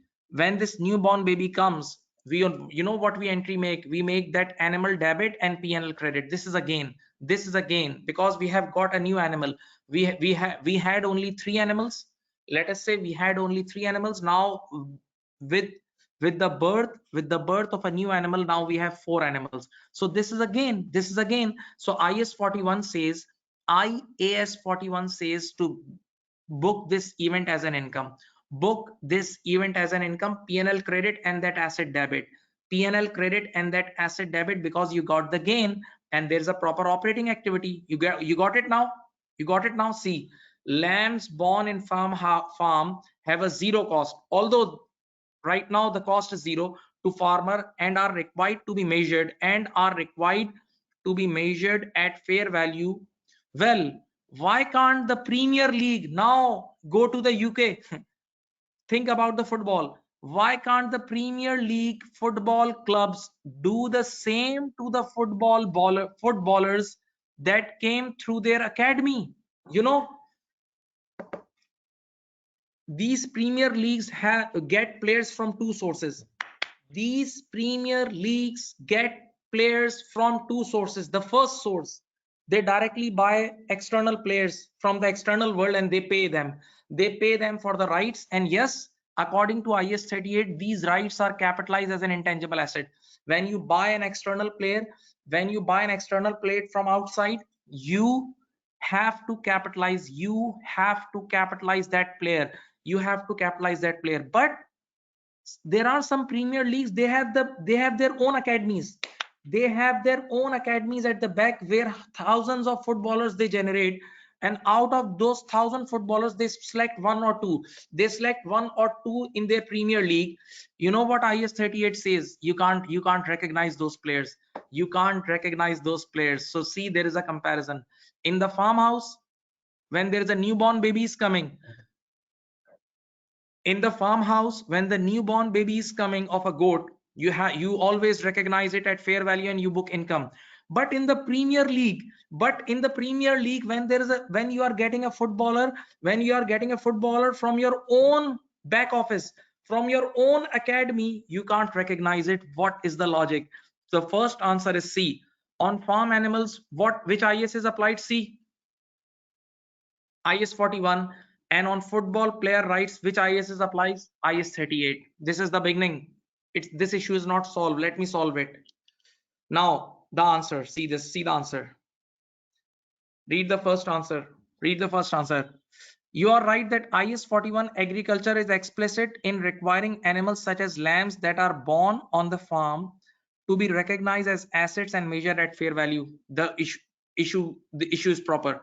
The gain is then recognized in the profit and loss. After all, breeding is an operating activity. I told you to match. I told you the matching of income and expenses.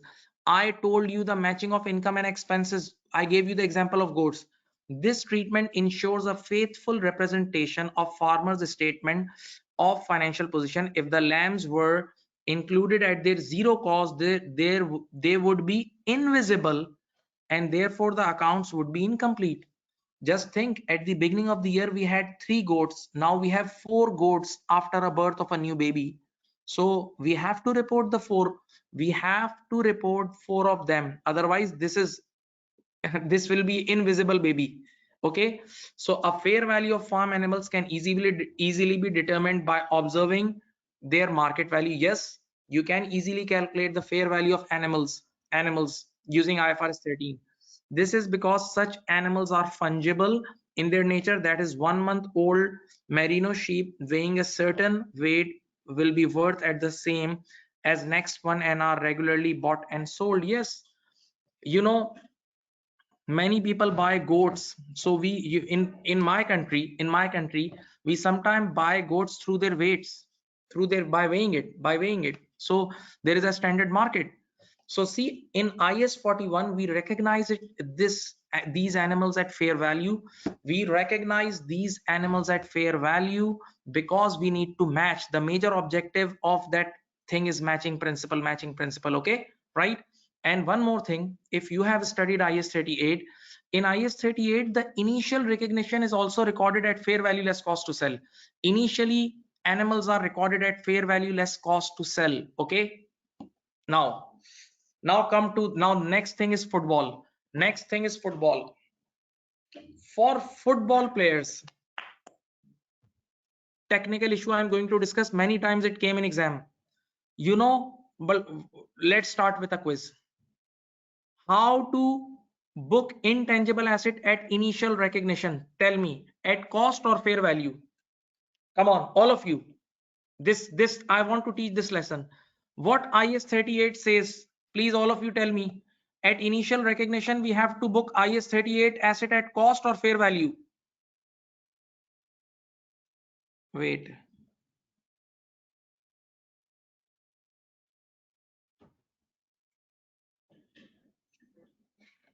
I repeat, At cost or fair value? IS 38, IS 38, cost or fair value? Initial recognition. Initial recognition is cost. Please write it somewhere. Initial recognition is cost. In IS 38, initially you need to recognize asset at cost. And now all of you open your ears and eyes, please. You know what cost means? All of you look at here. Cost means consideration provided by us to get that thing. Cost means consideration provided by us to buy that thing. For example, look at here, look at here. You are selling this phone. See, you have this phone and I want to buy this phone. In return, I am giving you this cup. All of you, please look at the screen. You guys have this phone and today I convinced you guys to sell this phone to me. That means I'm buying this phone from you and in return, I'm giving you this cup. And this cup costs $10. This cup costs $10. Okay.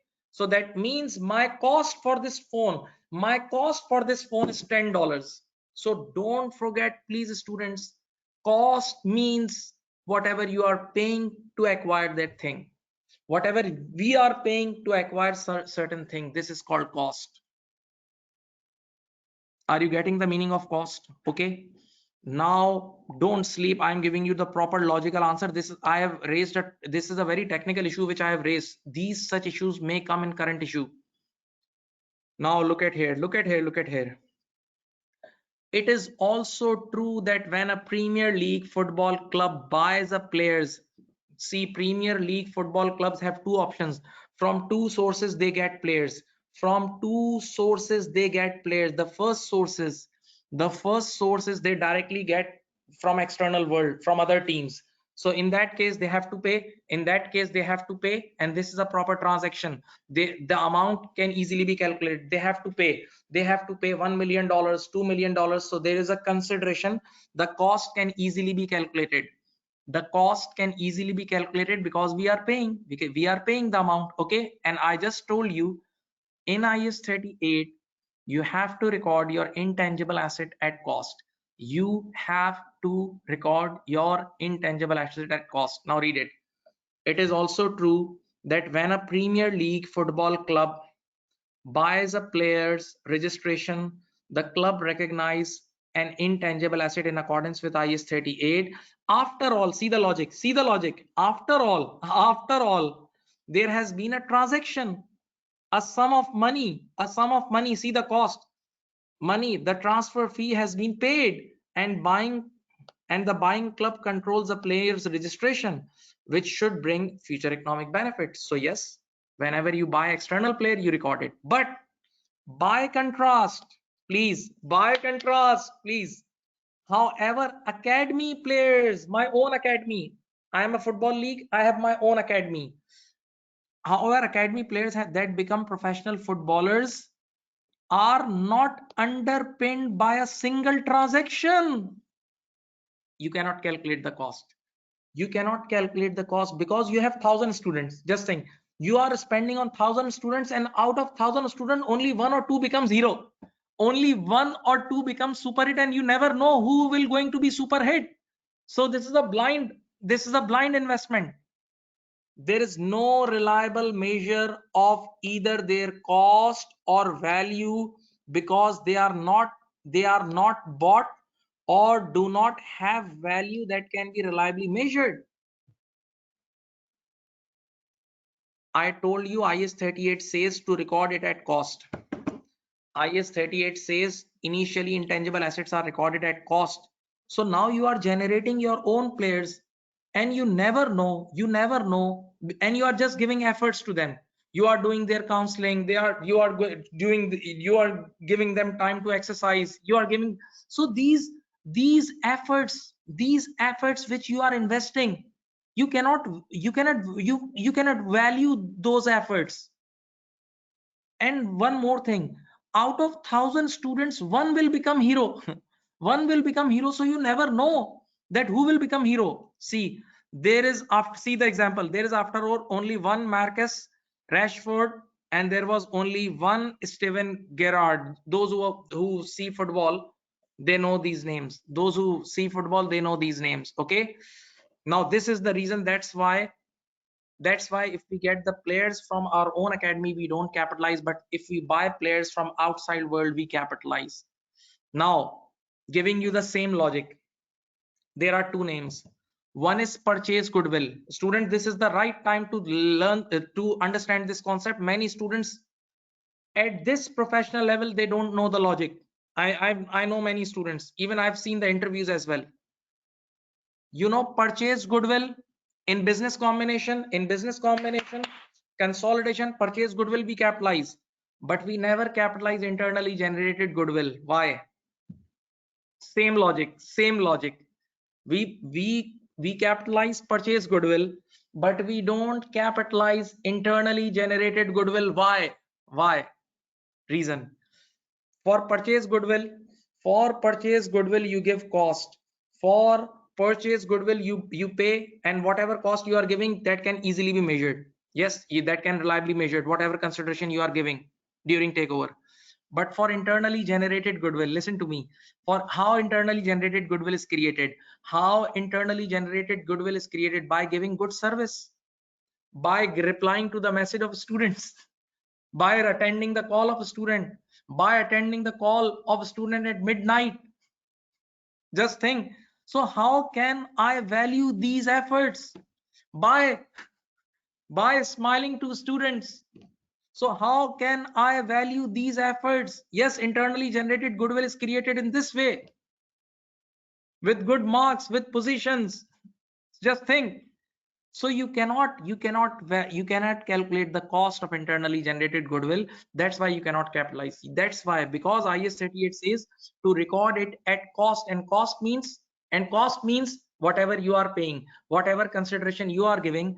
And for internally generated goodwill, the consideration what we are giving cannot be measured. Those efforts cannot be measured. This is the reason. I hope you got it. It is a technical issue, but now you guys are in final level. This is your last paper of reporting. After this paper, you won't study reporting in ACCA. But yes, if you do any other qualification like ICW, you will again study.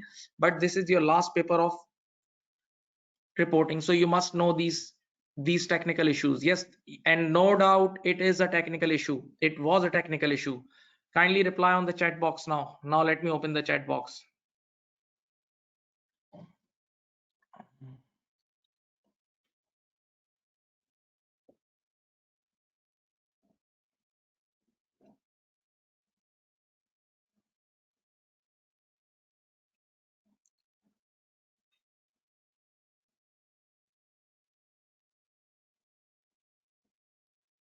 Did you understand now? Please write your final comments. You know, nowadays we are also teaching physical classes, and in physical classes we stand and teach, and we jump and all. In online class, you have to sit on the chair, so it's very difficult now. You know, in online class it's very difficult to sit on the chair. There is a back pain now, honestly. In physical classes, I start running, I start jumping, I do this. So, and you see students. So in teaching online class, it's now something different now. Okay, yes, this guy is right. We need we need a break. We need a break. Okay, 15-minute break. Enjoy. Break starts now.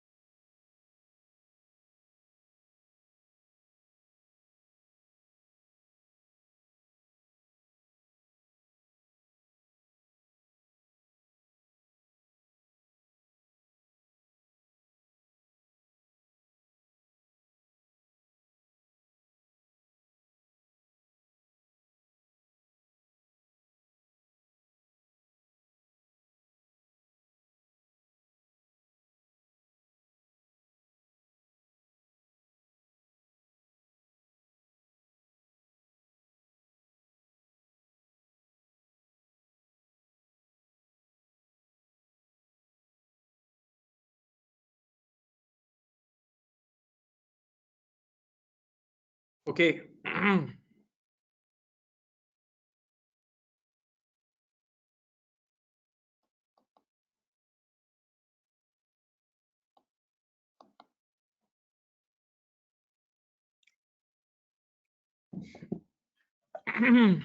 Welcome back. Welcome back, students.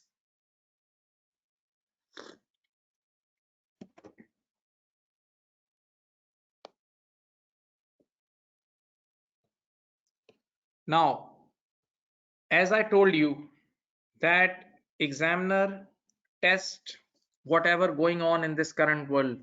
Same with SBR and SDL, both papers, right? So, there is a, if you see news, if you guys are active, there is a word startups. Startups are in fashion now, especially in India, in US, everywhere. India, especially in India, right? And there are a lot of shows related to these startups as well now, right? And there are big banks also are investing. If you have heard about, there is a bank, SoftBank, the his owner Masayoshi Son. If you guys study, if you guys read the novel, read the current magazines and all, so this guy Masayoshi Son invest in a lot of startups. He invested in that WeWork, and he opened a vision fund of around 100 plus billion dollars, 100 plus billion dollars, in which Saudi king also invested 45 billion dollars. So this was just a history. So nowadays it's very common. Startups arrange fundings from common people as well, common people as well, because now this is the time of internet technological age, so you can easily take fundings from crowd as well, right? Okay, so this crowdfunding is a very very common phenomenon nowadays.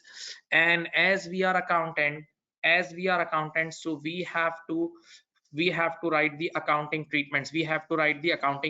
Now wait, I'm sure you are aware of IS 8. Wait, for example, in your company, IFRS is being applied. You follow IFRS, okay? But IFRS, IFRS, the first word I means international. So IFRS cannot cover each and every transaction of the world. This is a physical limitation. So what happens if a new transaction comes in your company? If a new transaction comes in your company, what we do? Listen, these words you have to write in SBR paper a lot. Many times examiner even writes. If a new transaction comes in front of you, so first of all, you have to open the IFRS book. If luckily, you find the treatment of that transaction in IFRS book, if you find the treatment of that transaction in IFRS book, just simply apply it. For example, that transaction is covered by IS 37 or IS 38 or IFRS 9, just tuck, do it. But if that transaction is not covered in any IFRS, then you should go for similar transaction with that transaction. And if there is no similar transaction, then use framework knowledge, then use conceptual framework knowledge, or we call it make your own accounting policy. That is the flexibility of IFRS. Okay, so now this, when you as a startup owner, when you receive funding from the crowd, so what accounting entry you have to make? So now look at here, you can make 3 entries. See, first of all, definitely that's the other party, the opposite party is giving you cash. So you will debit the cash. And now three things you may credit. The first thing is liability. The second thing is equity. And the third thing you can credit is income. Cash, debit. And on the credit side, three things you can credit. The first thing is loan, liability. The second thing is equity. And the third thing is income, right? Now, depending on the case to case, that you have to acquire the treatment. Now, you always need to think, you before deciding the accounting treatment, of crowdfunding, you should think about these things: what return crowd is getting, what return crowd is getting. For example, you have to give them a fixed return, you have to give them a fixed return, and you are bound, you have signed a paper that you will be giving, a fixed return every year. So it's like interest, and you have contractual obligation to deliver cash in future. You have contractual obligation to deliver cash in future. So in that case it's a loan, right? But for example, you haven't promised anything. You said, okay, we will decide from the profits, we will give you something, from the profits we will give you something. So if it is like ordinary dividend thing, then this is a sort of equity thing. Okay, this is all judgmental based things, which you need to discuss. Now, do they have the right, means public crowd, do they have the right to get their money back? Okay, if they have right to get the money back, that means you have contractual obligation to deliver cash, then it's a liability. Then, are crowd owner of our business? Yes, sometimes in startups, sometimes you sell your equity stake, sometimes you give equity stake to another party. Yes, be my partner. So in that case, obviously you have to credit equity. Now, the first thing, crowdfunding could be debt. If the money received, have to be repaid. If the money received, I'm sure you can read it. I am sure you can read it. If the money received, have to be repaid, then there is a contractual obligation to deliver cash. Yes, if there is a contractual obligation to deliver cash, then simply apply IFRS 9. It's a debt, it's an obligation. Okay, now what IFRS 9 says, you know this, IFRS 9 should be applied and the liability should be initially recorded at fair value less issue cost. That means net proceeds. That means net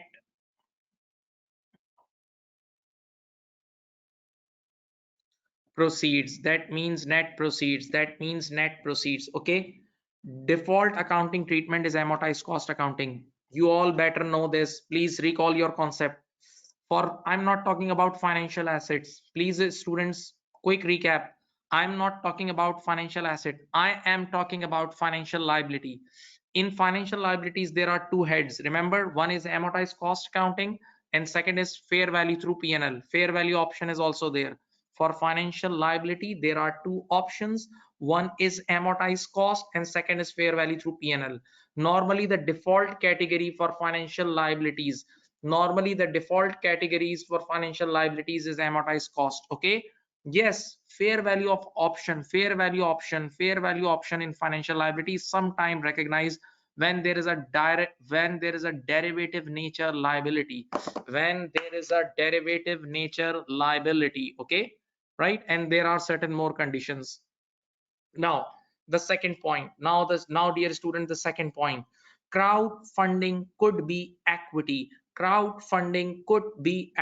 If the monies that have been received represent an ownership interest, if you have given the ownership interest, okay, like you have given them decision making authority, such things, then again IFRS 9 will be applied. Yes, for equity liability and equity both are dealt with IFRS 9. It is also initially recorded at fair value less issue cost. I'm sure you have studied IFRS 9, the financial instrument standard. Whenever you issue shares, listen, equity means, in simple words, if I talk related to stock market, if I compare it with the stock market, whenever you issue equity shares, so definitely in the issue of shares, if there is issue cost, you need to net off. And you need to book net amount in the equity. Okay, then crowdfunding could be revenue. Yes, if you have sometimes to generate your funds, you sell your own things, you sell some of your assets. So in that case, for future, look at me, for future, you don't have to give them any equity interest, you don't have to repay anything in future. So in that case, it's your revenue. See, cash debit. Remember the entry which I showed you? Remember the entry which I showed you? It was debit cash and credit. Credit, three things, three out: equity, loan, or revenue. So just think, you don't have to pay back anything. So there is no loan. You are not giving equity interest to them. So in this case, you are just selling them your own, some of your own assets, and in future now you are not going to see their faces. Just bye bye. So in that case, just book the revenue. It is possible monies have been received because the company is making a sale. In this case, revenue will be booked when see again, revenue will be booked when performance obligation is satisfied. Very very famous line, very famous line according to IFRS 15. Very famous line according to IFRS 15. Very famous line according to IFRS 15. Okay, yes,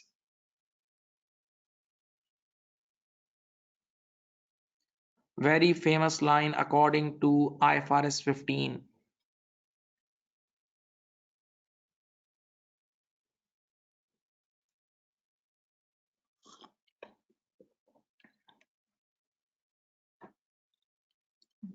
Now these, these things examiner may ask in current issue, or 6 marks, 8 marks requirement they may ask. So you have a little touch up of these things. Current SBR paper, there are, it's like huge game, huge game. So there are many things you must have, little knowledge of many things so that you can elaborate.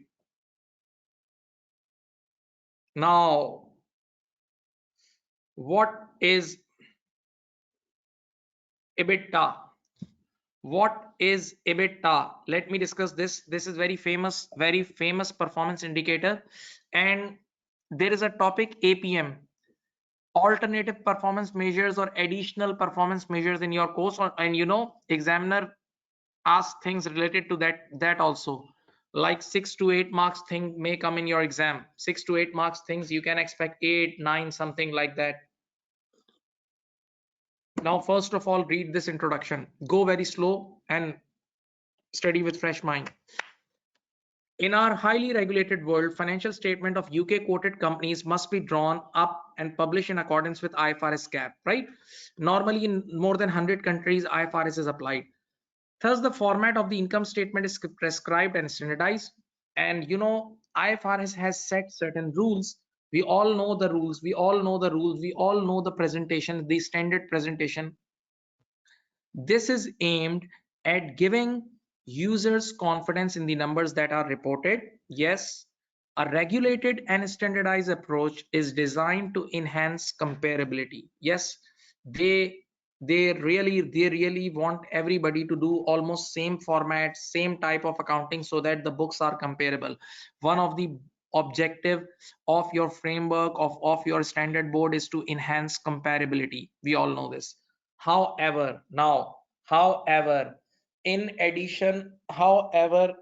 addition, many companies also voluntarily produce alternative, see the word, performance measures, APMs. In other words, in addition to the various measures of performance outlined in the income statement, example operating profit and profit after tax, other measures are published. Now wait, the standard numbers, the standard names given by IFRS are not enough for this whole world, for all companies, because the nature of businesses are different, the nature of investors are different, the demand of investors are different.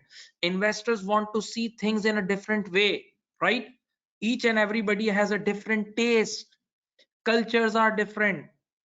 Now wait, so that's why the standard names, the standard presentation, the standard ratios given by IFRS are not enough to satisfy the whole accounting world, to satisfy the whole finance world. So what they do, they use their own performance indicators, extra performance indicators, right? So EBITDA is one of them. Earning before interest, tax, depreciation, amortization. Earning before interest, tax, depreciation, amortization. Okay, so this is not given by IFRS. This is the normal practice of people. This is the normal practice of people. Okay, now this is a tacit acknowledgement that the information required by the regulator do not wholly satisfactorily meet the information of needs of a company's user. I just told you this. I just told you this.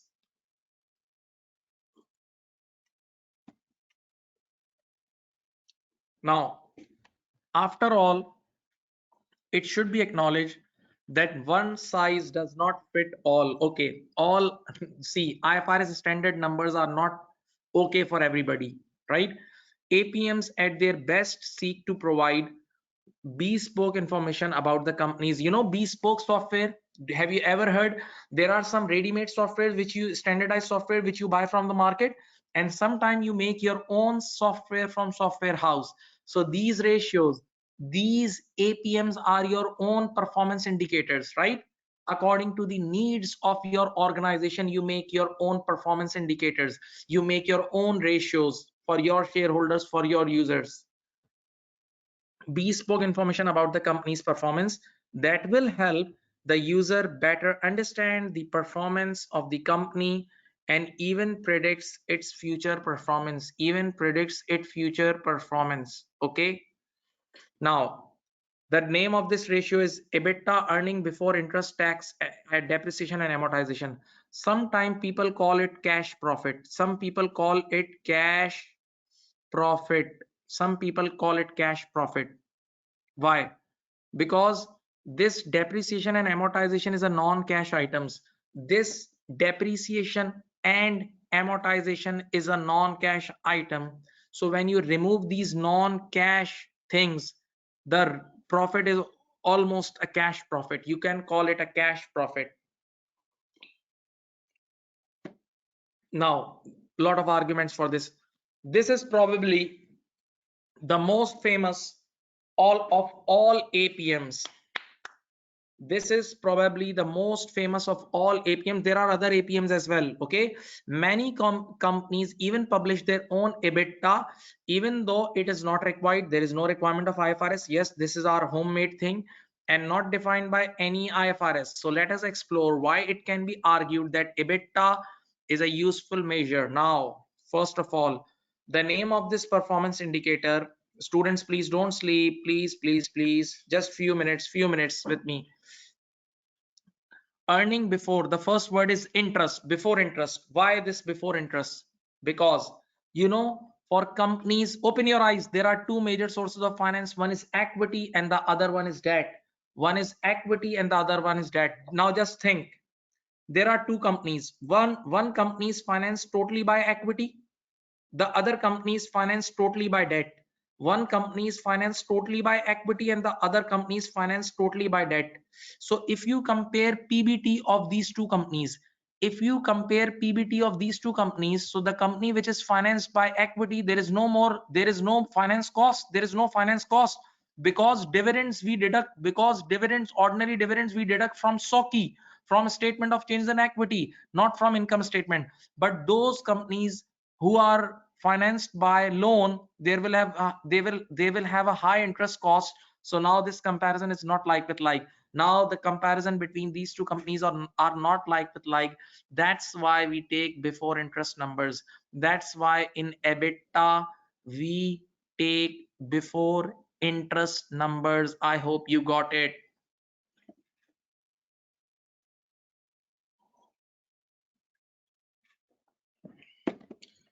Now, before tax, why? See, earning before interest and tax as well. Why before tax? Simple logic.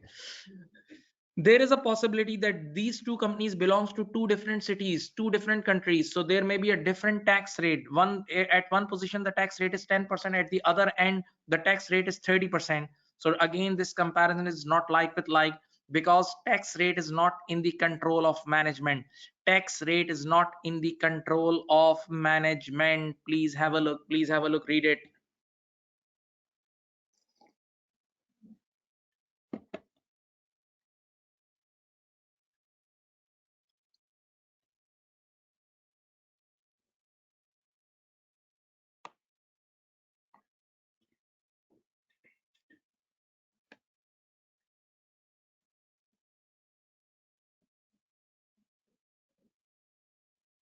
Now, next thing is the third was before interest, before tax, and now before depreciation and amortization. Now, this is very interesting. Depreciation, first of all, depreciation is estimation. Depreciation and amortization is estimation, and when you include estimation in accounting, there is a chances of fraud. We can manipulate books when we are allowed to do estimation. So it's better remove the estimation thing. It's better remove the estimation thing. Yes. So first point. Second point, and this is also non-cash. This is also non-cash. So if we remove non-cash thing, we will come to cash profit. If we remove non-cash thing, we will come to cash profits. And a common man, not listen, all investors are not chartered accountants. Look at me. All investors are not chartered accountants. They don't understand accruals. Only me and you, we people understand accruals. A common man just understand the cash profits. So for the understandability of common man, EBITDA is a good thing, that it's a cash profit. It removes non-cash things. Now the third and the most super hit argument. See, now read between lines. Listen. There are two types of businesses. One business which is grown through takeover.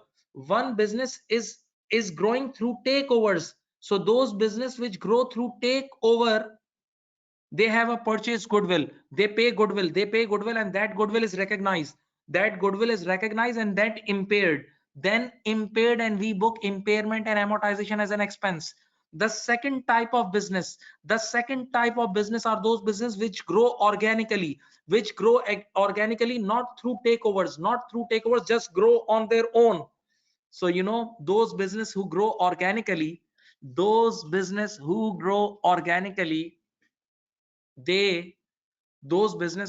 organically, they don't book internally generated goodwill in their books. They don't recognize internally generated goodwill in their books. Just use your brain.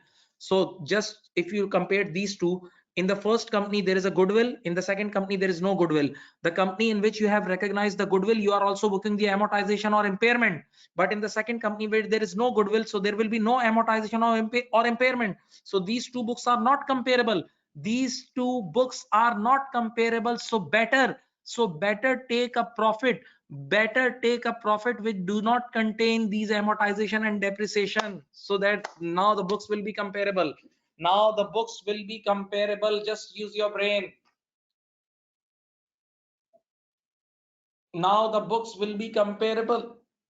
Use your brain. Read it. Please please read it. SBR, you should keep certain hours for reading daily. Reading, not writing, reading.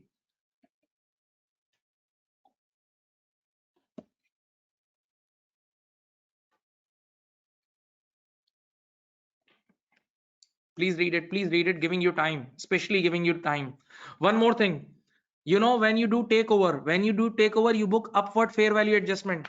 See, when you do takeover, you book upward. At the time of takeover, you revalue subsidiary companies, upward fair value adjustment.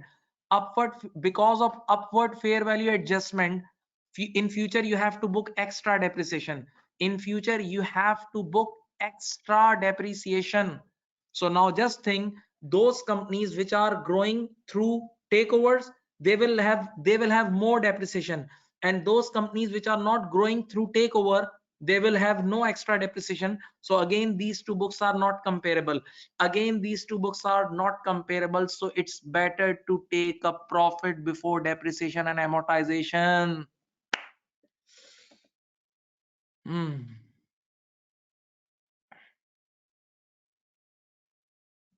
I'm sure I'm giving you time to read. I'm giving you time to read.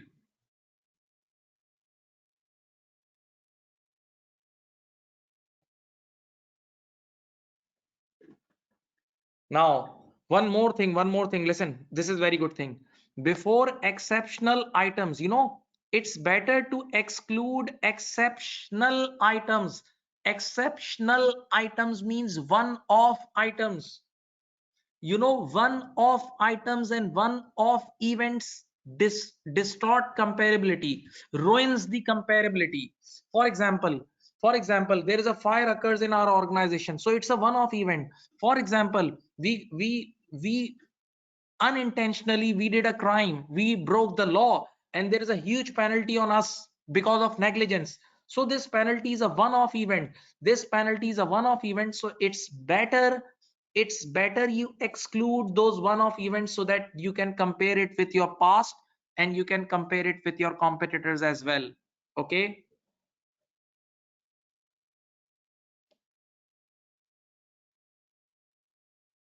And in this way, see, excluding these one-off items arguably enables users to understand the underlying performance.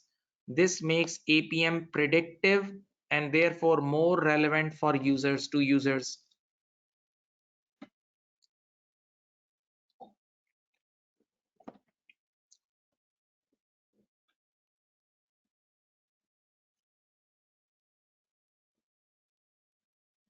One thing I would like to tell you extra.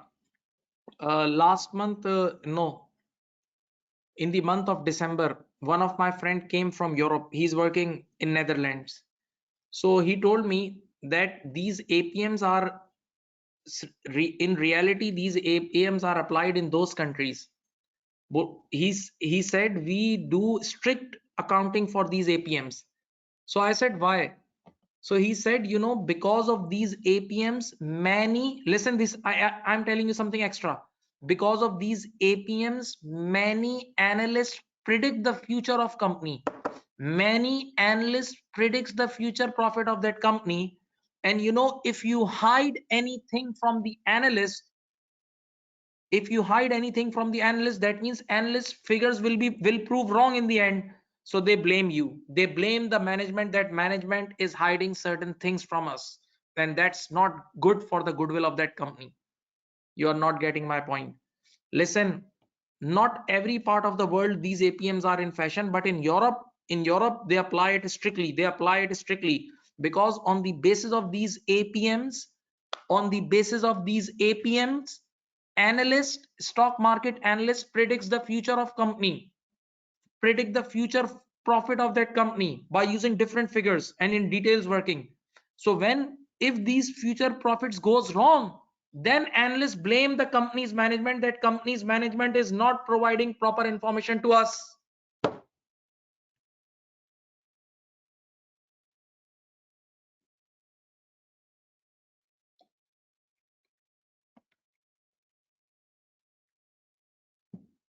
Did you understand these points? Please write on the chat box, I would be grateful. Please, if you understand the point, please write.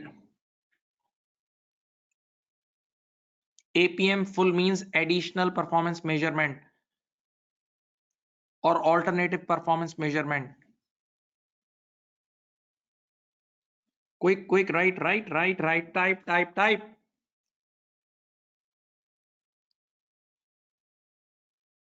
Now, one more practical issue. This may be tested. Now, see the next line. See this. Earning before interest, depreciation, and COVID-19. Earning before, see, nowadays this is also coming in fashion. EBITDA, not EBITDA, EBITDA. Earning before interest, tax, and depreciation, and COVID-19. COVID-19 was also a special event, one-off event. So because of COVID-19, you can't compare your last years with this year. You can't compare your last year with this year. So definitely there are companies, they are using this APM as well. There are companies, they are using this APM as well. See, I've recently seen reports that some companies are considering reporting their 2020 profits before the effect of COVID-19. Not difficult, it's easy. You guys know now.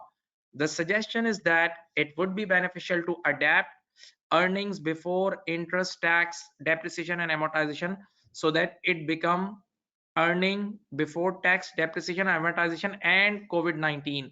Let's consider whether this EBITDA would be a useful measure for users or not. Wait. Because of the COVID-19, most business will have incurred additional cost Impairment losses, yes, impairment IS was super hit in impairment in COVID. Provisions for redundancies, yes, we did. People did redundancies, people did restructuring. Restructuring was a common phenomenon of COVID.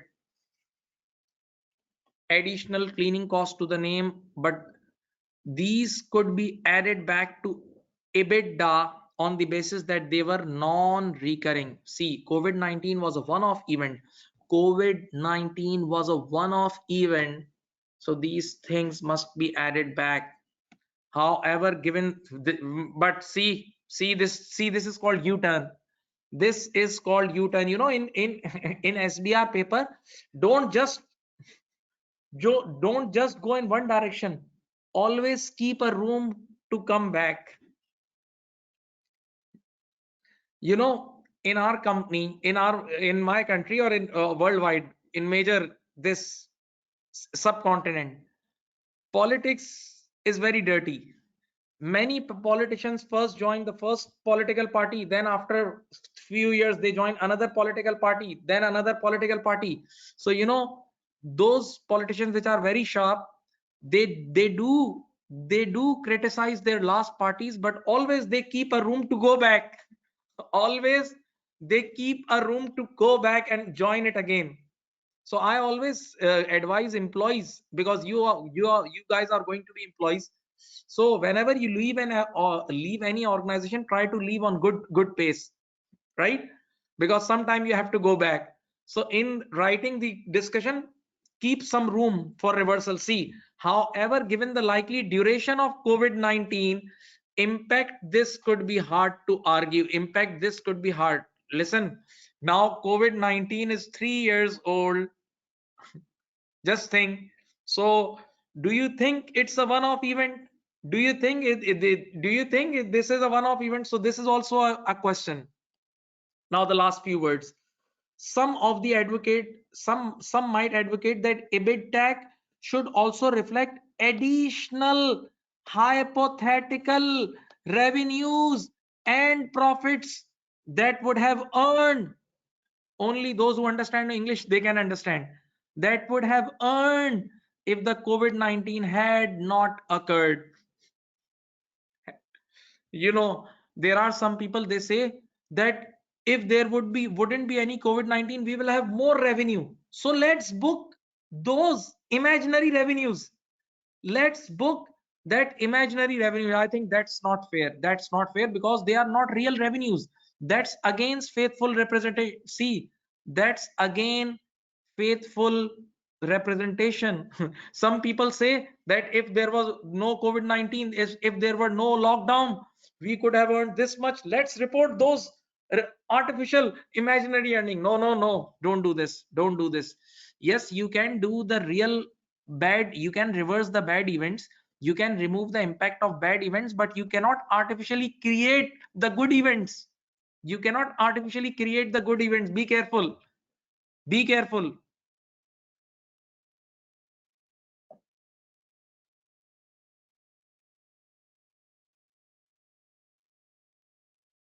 Did you understand it? Now read the conclusion. Please write on the chat box, please. I will be happy if you write on the chat box.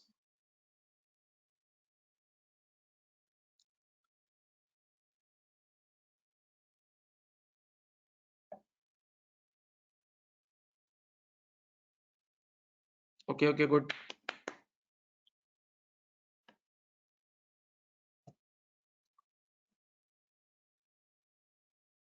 Now there is one criticism on IFRS 3 business combination as well. There is some criticism on IFRS 3 business combination as well. Listen, let me go through it quickly, because before the break I taught you this concept. Before the break I taught you this concept. Okay, and I made one video on this, a short 5-minute video on this as well, but that's video in Hindi language or Urdu language. So not all of my students can understand that language. So it's better I discuss this thing. It's a short issue, but you will have a different perspective of this. And one thing, be very clear. Current issue is a judgmental area. This is a thinking of one party. You can think the other way. You can You can disagree with me as well. This is your right. Okay, this is possible. Even I can say against my words. Okay, this is the way we take current issues. Listen, read the first para.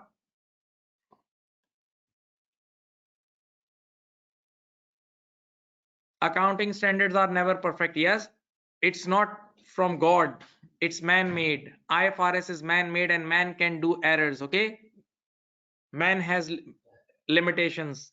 Humans have limitations, right?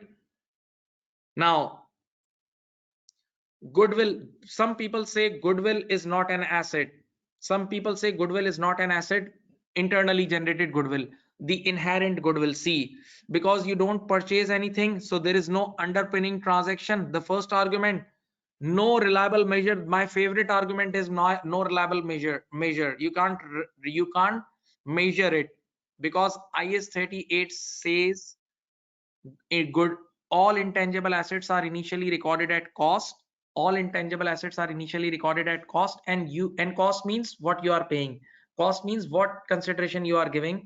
So in order to generate internally generated goodwill, you do efforts, you talk politely, you give good service. Now these things cannot be measured. That's why goodwill cannot be recorded as an asset. Internally generated goodwill, this is not controversial. After all, the purpose of the statement of is one of the stewardship and being accountable to the users of the financial statement on, and is not an attempt to value the business. Listen, the objective of financial statement is not to show the valuation of business. Please be careful. Valuation is a separate thing. Valuation is done by separate analysts, and they are a separate people. The objective of financial statement is just to show the true and fair view of what is happening, right? You don't have this responsibility to show the valuation of the business. That is done by different players in the stock market. Okay, and that is done by parent company when parent company wants to buy. That is done by audit firms when they give this special service. Okay, now, so one party says goodwill is not an asset. Now the other party says goodwill is an asset, which is purchase goodwill. But goodwill is sometimes recognized as an asset. Goodwill is sometimes if it is purchase goodwill. Yes, you know this. The standard requires that the purchase goodwill on a business combination be recognized as an intangible asset. See this. Now, this line, read this line. Some still argue that the purchase goodwill is not. Some still argue that the purchase goodwill is not an asset at all, given that an asset by definition per ISB conceptual framework is a resource that is controlled. That is, but how can a business control goodwill, its own reputation? You know, wait. Have you studied CGU, cash generating unit? In cash generating unit, whenever we do impairment, we first remove the goodwill. In cash generating unit, when we allocate impairment, we simply clean the goodwill. Remember? And there are some trainers, they what logic they give, because goodwill is a weak asset as compared to other asset. Goodwill is a weak asset as compared to other asset. Listen, for example, if you want to destroy a building, you need to do a bomb blast. You need to bring the workers, they will destroy the building. But if you want to destroy the goodwill, just spread a rumor, just spread a wrong news, and it can destroy goodwill. So goodwill is a very shaky asset, right? So that's why some people say this, it's not good to record goodwill. See, this is one of the argument, one of the thinking of people. But how can a business control goodwill, its own reputation? It also a strange asset that cannot be sold separately. Now, but still the standard. Okay, just surrender in front of standard. That standard says internally generated goodwill you cannot capitalize, and purchase goodwill you can capitalize. This is the standard so far. And also read this word bridge. You know, if you remember the basic consolidation, if you remember the basic consolidation, look at me. This purchase goodwill is the bridge between COI, cost of investment, COI, and fair value of net asset. This purchase goodwill basically reconciles this. So that's why it's very important. Okay. Now, next argument, please. Next argument. Because the answer to the good question is goodwill as an asset is both no and yes. In some books, goodwill is not an asset. In some books, yes, it is an asset. So now what's the problem? Those companies which are grown organically, they have internally generated goodwill and it is not recorded. And those companies, those who are generated through takeovers, through they did external growth, they have purchased goodwill. So now these two books are not comparable. These two businesses are not comparable. These two businesses are not comparables. Read it.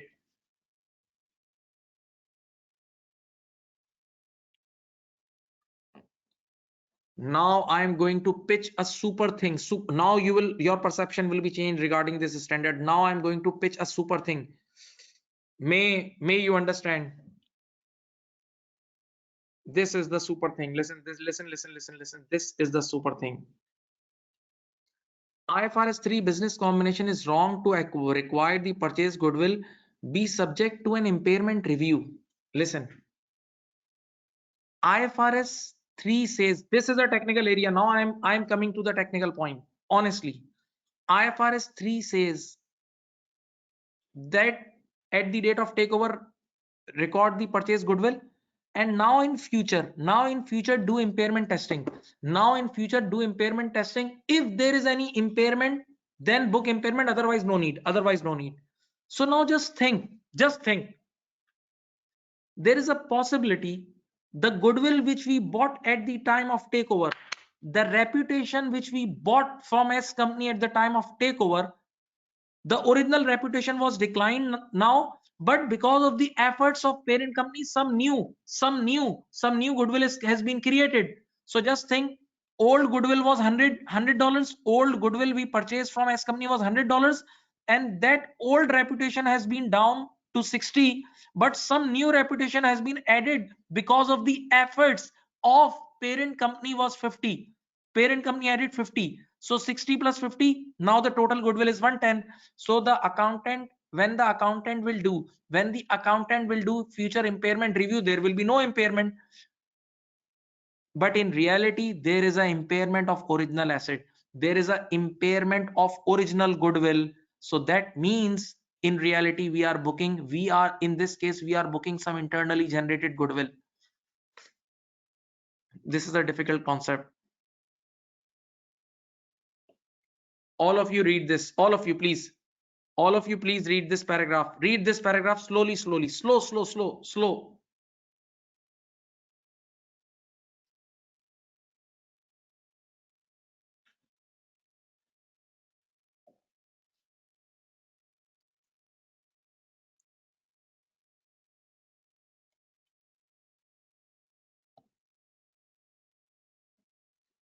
Just think, I have a pond full of water 10 years back.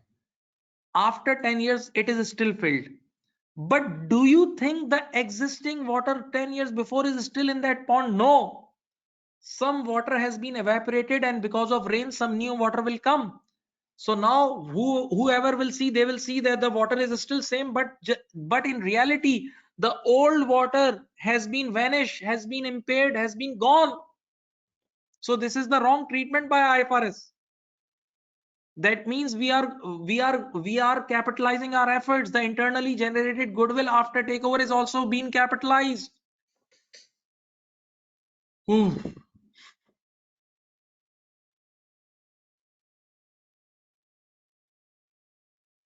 Did you understand or not? Let me read your chat. Yes, it's very deep. It's very deep. All of you, please comment. Just for me, please comment. I would be happy.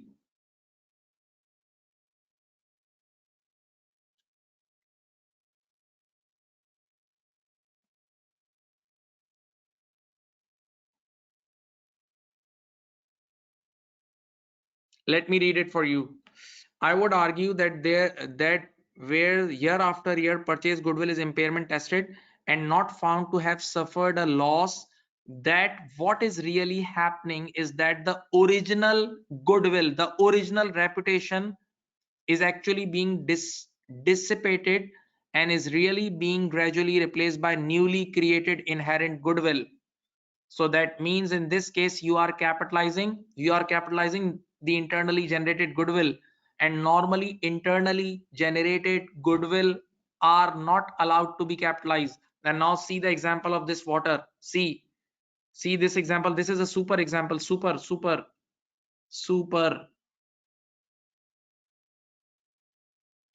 After all, if you measure the amount of water in pond every year, you could conclude that the water level never falls. But surely after 10 years, the original water there has evaporated and been replaced by new different water. The original water in the pond is like the original goodwill at acquisition. It does dissipate over time as staff leave and new customers are attracted. So it can be argued on the basis that the original goodwill should be systematically amortized. And the see, now some people says that it's better. See, now this is the new account, new arguments. Don't do impairment review. That's why people say don't do impairment review, because in the impairment review this is the defect which we discuss. It's better you book amortization of the purchase goodwill. So it can be argued on the basis that the original goodwill, the original water should be systematically amortized. The current impairment review process ignores this dissipation and in effect allows inherent goodwill to be recognized as an asset through the back door.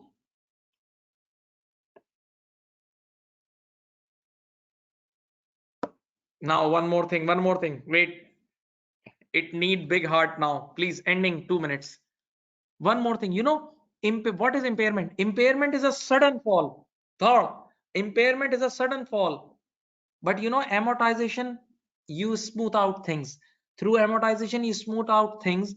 And when you, if just imagine, if you adopt amortization model right now, amortization of goodwill is not allowed, please.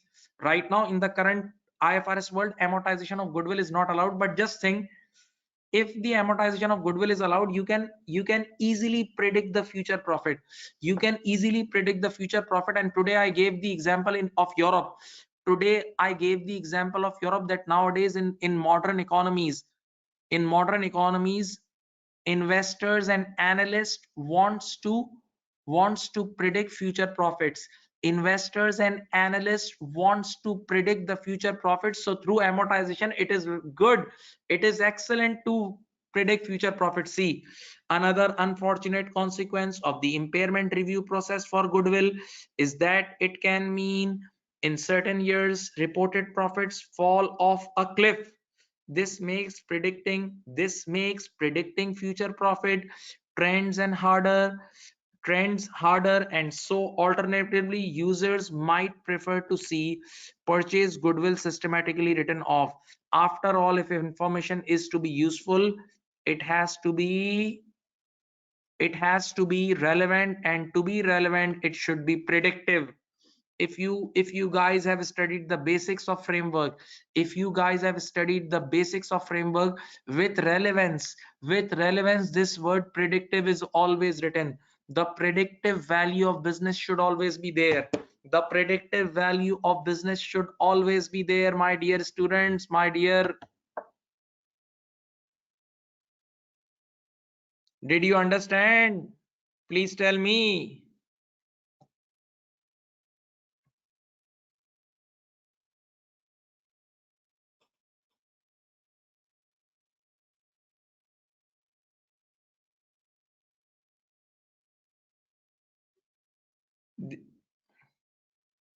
And I would say my beautiful students, I would say these are the thinking of different people. Yes, when I make this video and I post it on YouTube and different, there are people, they comment against this video. But I said this is current issue, because Outside ACCA students, especially SBR students, they know that what is current issue. Current issue means the things which are not really applied, they are in process, they are criticism, and they are thinking of different people. This is how you comment. This is how you comment. Okay, getting? So that's it for today's class. Thanks for attending the class, and I would request all of you to attend the next two classes as well, and better attend the live class. Better attend the live class. Better attend the live class. Live class is very useful, plus recordings are risky. Okay, thank you, thank you. Take care, take care. Bye bye.